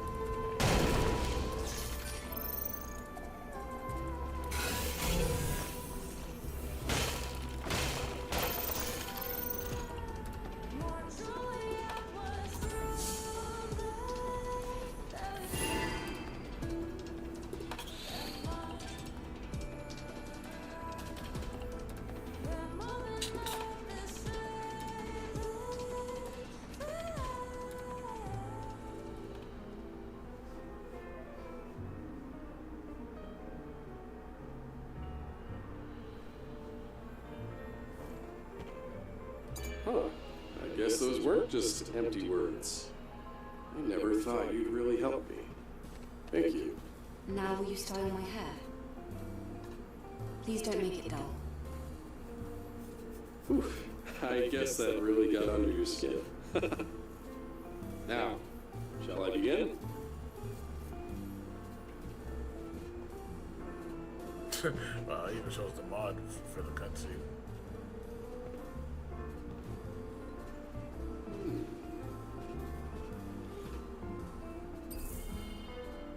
I think I have all the hairstyles already.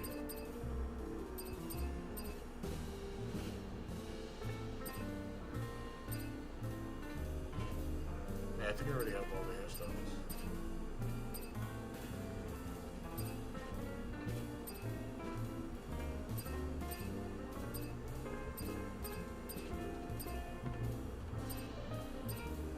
Pretty sure I have.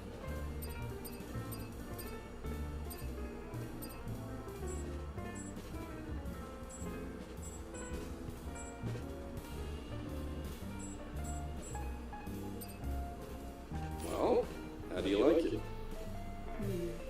I'm not sure. Adam, what do you think? I.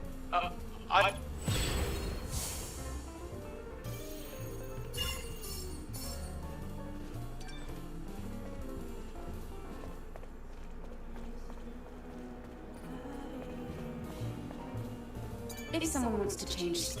Anyway, I'll add.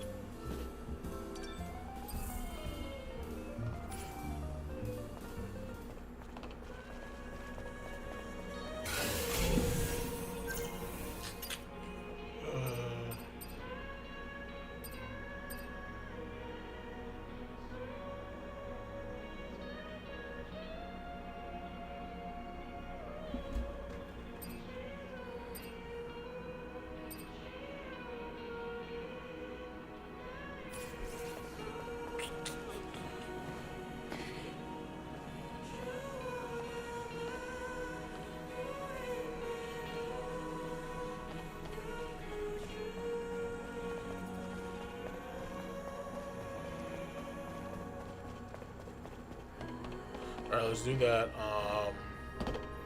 Let's do that main mission really quick. Actually, hold on. Let's hold on. So I do need to finish those other side missions really quick.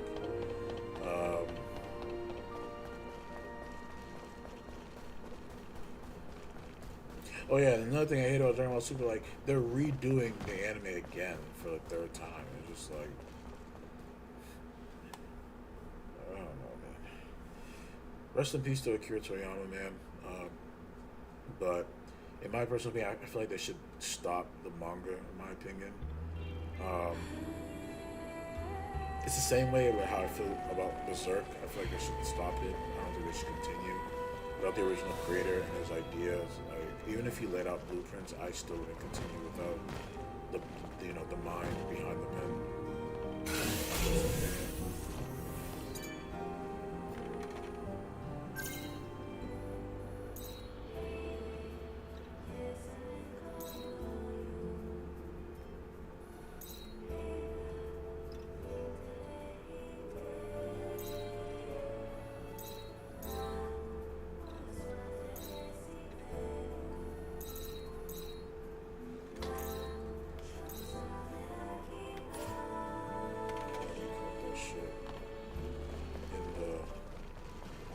Yeah, like, without the original creator, I just wouldn't continue the story, but especially for a series like Dragon Ball, like, I don't know. Because the way I see it, I don't even think the Japanese find Dragon Ball that crazy popular in terms of the manga. Like, I feel like if they want to continue doing Dragon Ball, they should just do games. My personal opinion.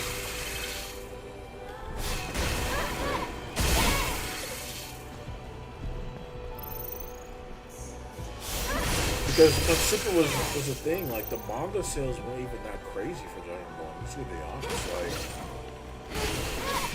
like it was like between 80,000. It was like around 80,000 sales in Japan, which is not like crazy compared to like series like One Piece or Jujutsu Kaisen.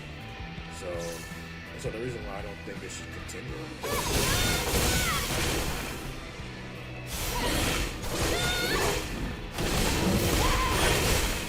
All these people are asking that, hey, we need them to remake Dragon Ball. And it's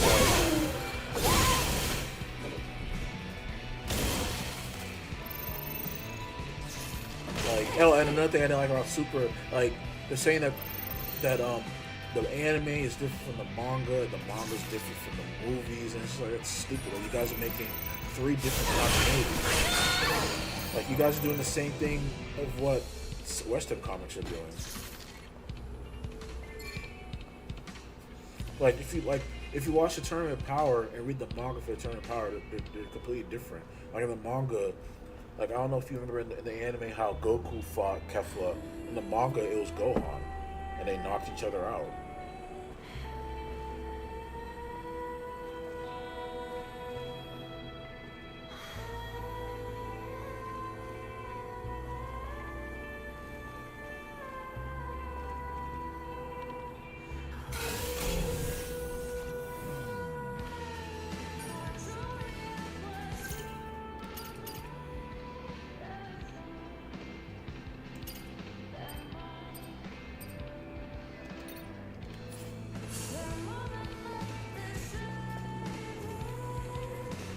Yeah, I found it to be really dumb.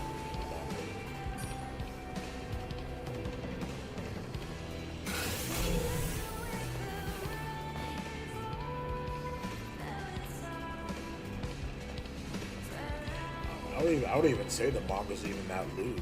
I honestly, Dragon Ball's not even that lewd or edgy compared to what it was before. I'm just gonna be honest. It's really not.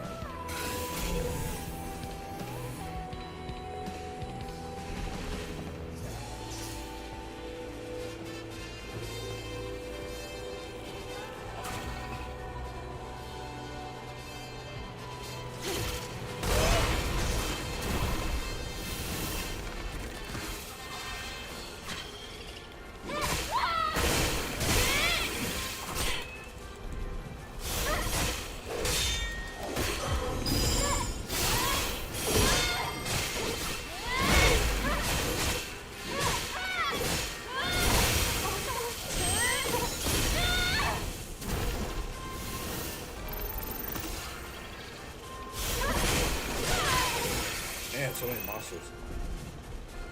What manga are you talking about? What manga are you talking about, Silver?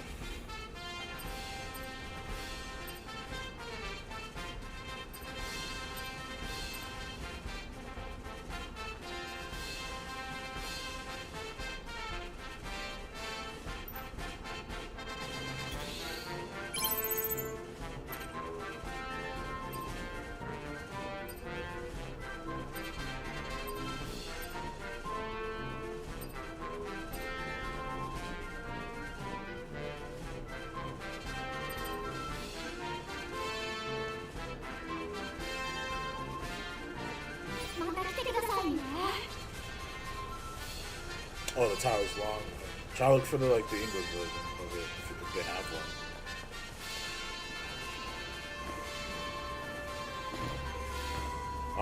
A lewd manga I've been reading recently is called Coliseum Reincarnation. I've been reading that. I actually enjoy it.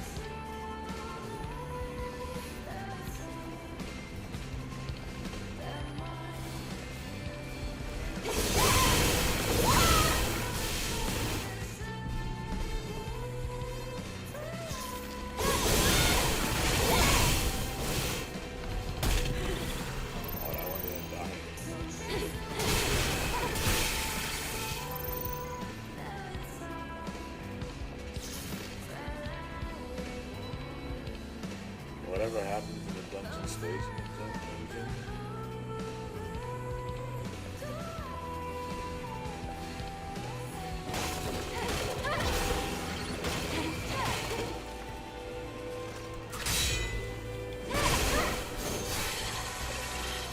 Is that the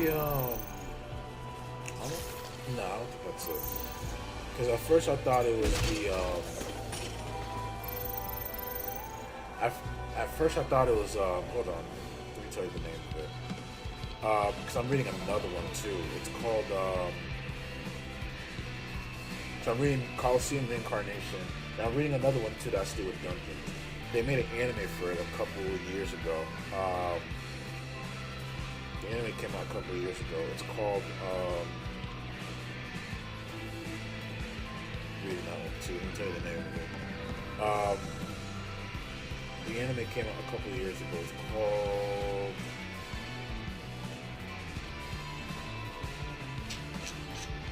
What's it called? I just want to have it bookmarked here. It's called Harem in the Dungeon. The anime came out for a while ago. Passion Studio did it. It's about that guy with the I don't know if she was like a dog demi-human. She was like she had orange hair, dog demi-human. It's called Isekai Nikyu de Harem. That's what it was called. Maybe the anime came out for this a couple of years ago, and then I just started reading the manga for it. Yeah, I'm reading that. It's called like Harem and Dungeon. Like, just search that up.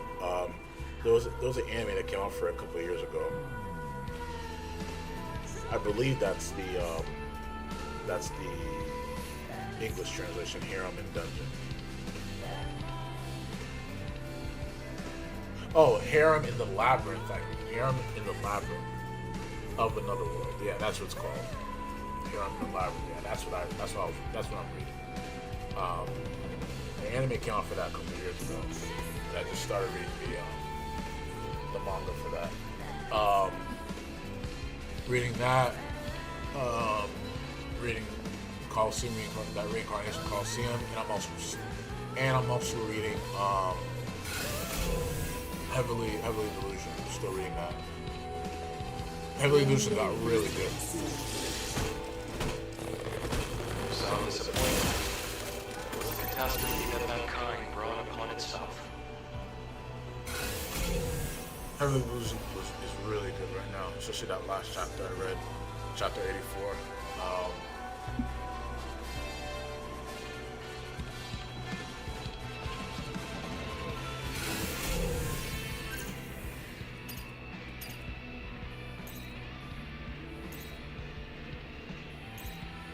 Yeah, it's been really good lately.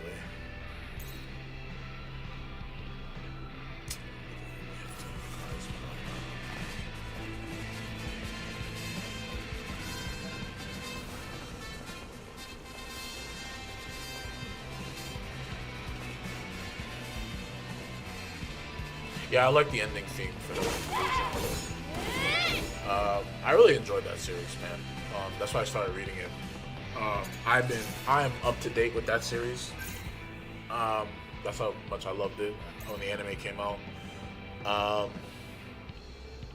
It gets really dark. It gets like really dark.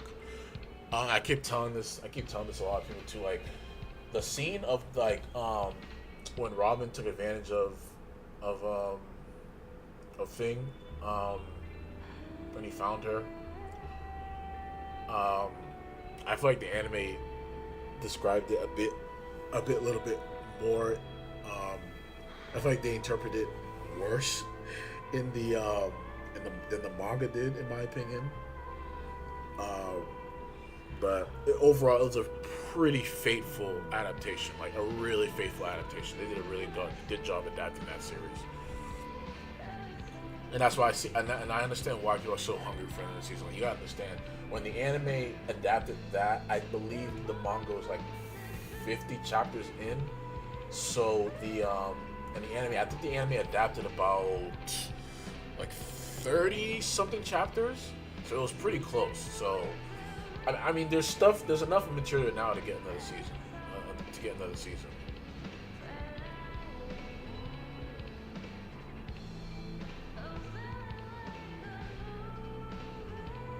Oh no, I'm not gonna spoil it, but Robin gets he gets what's coming to him. They do show a backstory for him on why he's so fucked up in the head. They do show that, but trust me, he gets what's coming to him, bro. Trust me.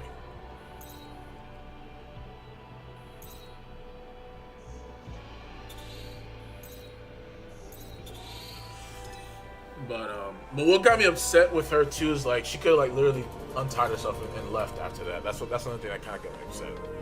Cause I was watching that, I was like, oh shit, like he got it tied up, and then like when Maru came and he started beating him up, she just untied herself. It's like you could have done that, right? Like you could have been left. That's the only thing that got me upset about that.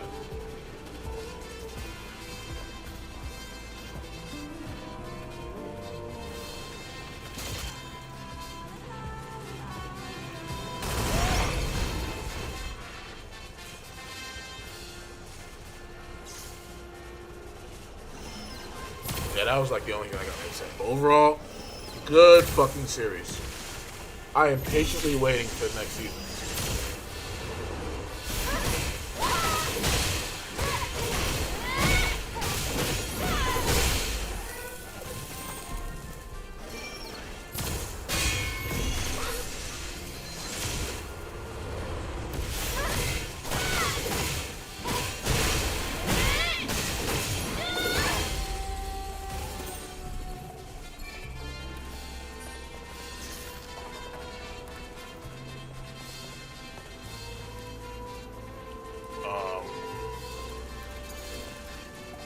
I don't know when I get season 2,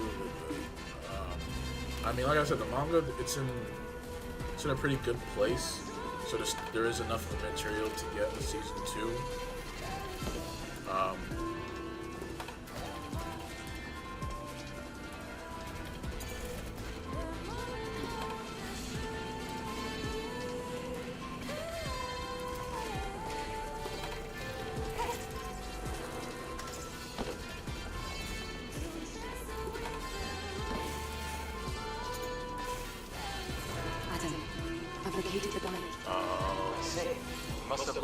But yeah, yeah, I'm reading Heavenly Illusion, here I'm in the Labyrinth,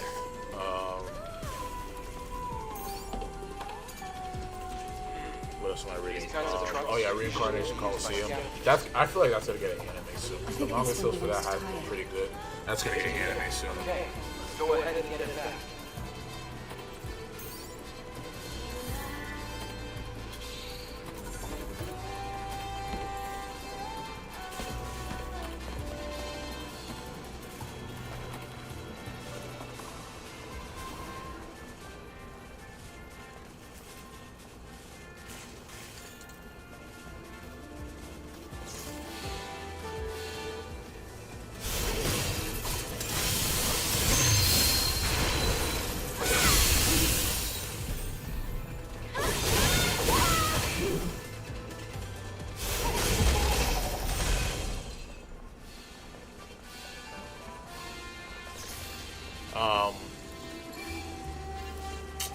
Oh yeah, and I'm watching Bleach. I forgot to say that. I'm watching Bleach this season. I forgot about that. I'm really excited that Bleach is returning. I don't know if you know that, Silver, but Bleach the manga is returning and Jump right after they complete. The rumor is once Kasakamo Days is coming to an end. Once that is completed, they will be continuing Bleach.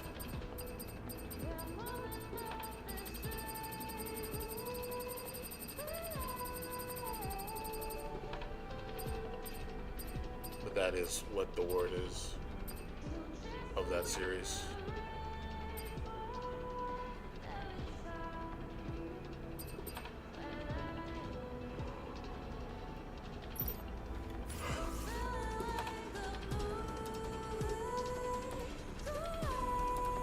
Which arc?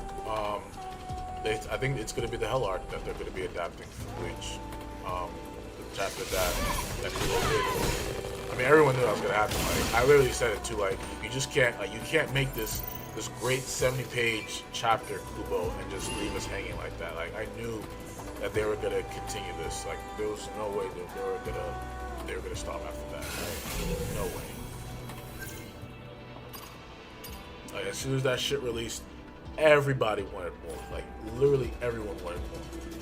There was no way that Kubo was just gonna make that and then we're just gonna have us sit on that. Yeah, so the rumor is Sakamoto Days is gonna come to an end really soon.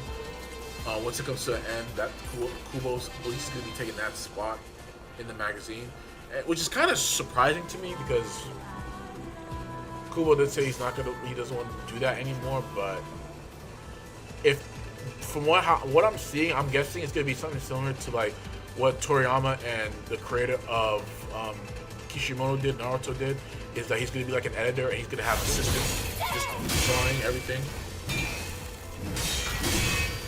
Which at this point, Kubo is in a position to do that. I think that's what the big deal is.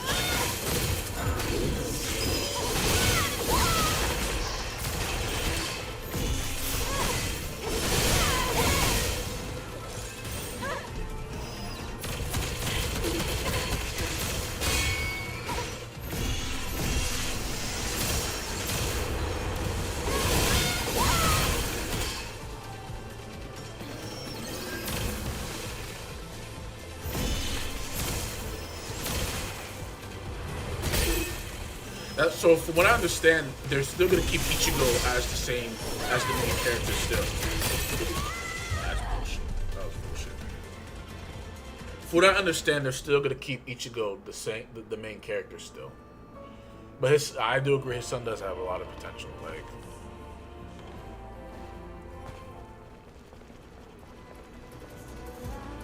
but yeah, they're still keeping Ichigo as the main character still, which I'm really happy about that.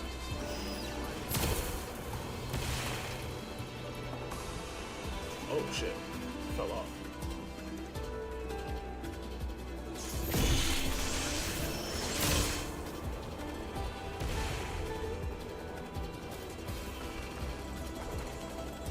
Keep following the path, and you'll see Altus look more.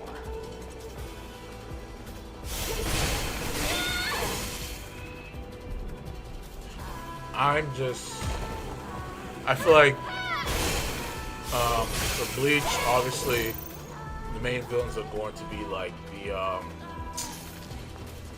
the main villains are most likely going to be the original Gote 13. It's going to be very interesting to see who these characters are, because like Yuha Bach said, they said they were literally the strongest of the Soul Society during its time. Like, he literally described them as butchers.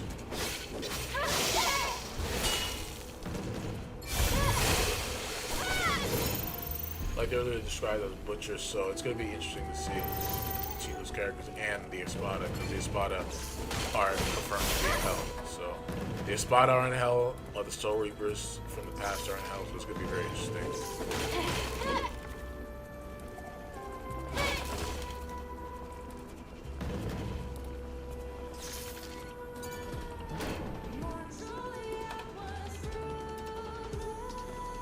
What on earth are you doing here? Ah, it was you, Angel. Phew.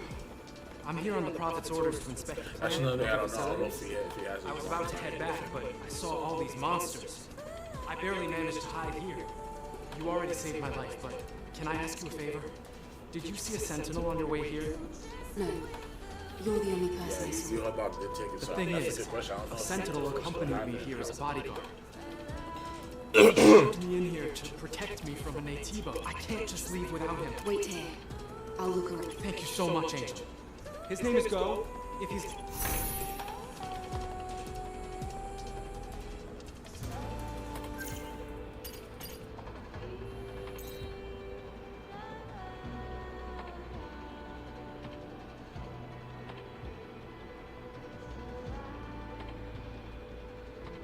Yeah, that is a good question. Now that I think about it, does Yuha Bach still have it?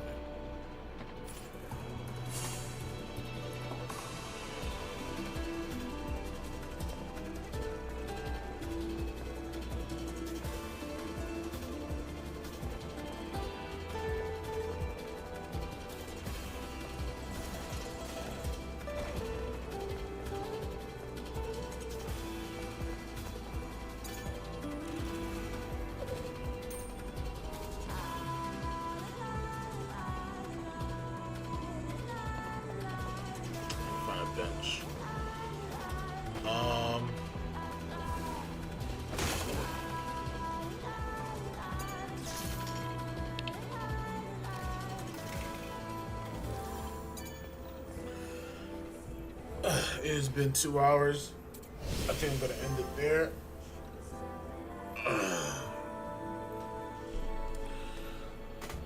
Appreciate you joining the stream. I might do another cell-based stream tomorrow. It depends. I do need to do a drawing streams again, but thank you for tuning in. Appreciate it. Like and subscribe. Follow me on social media. Really appreciate it. This is the Waveblur, and I'm signing out.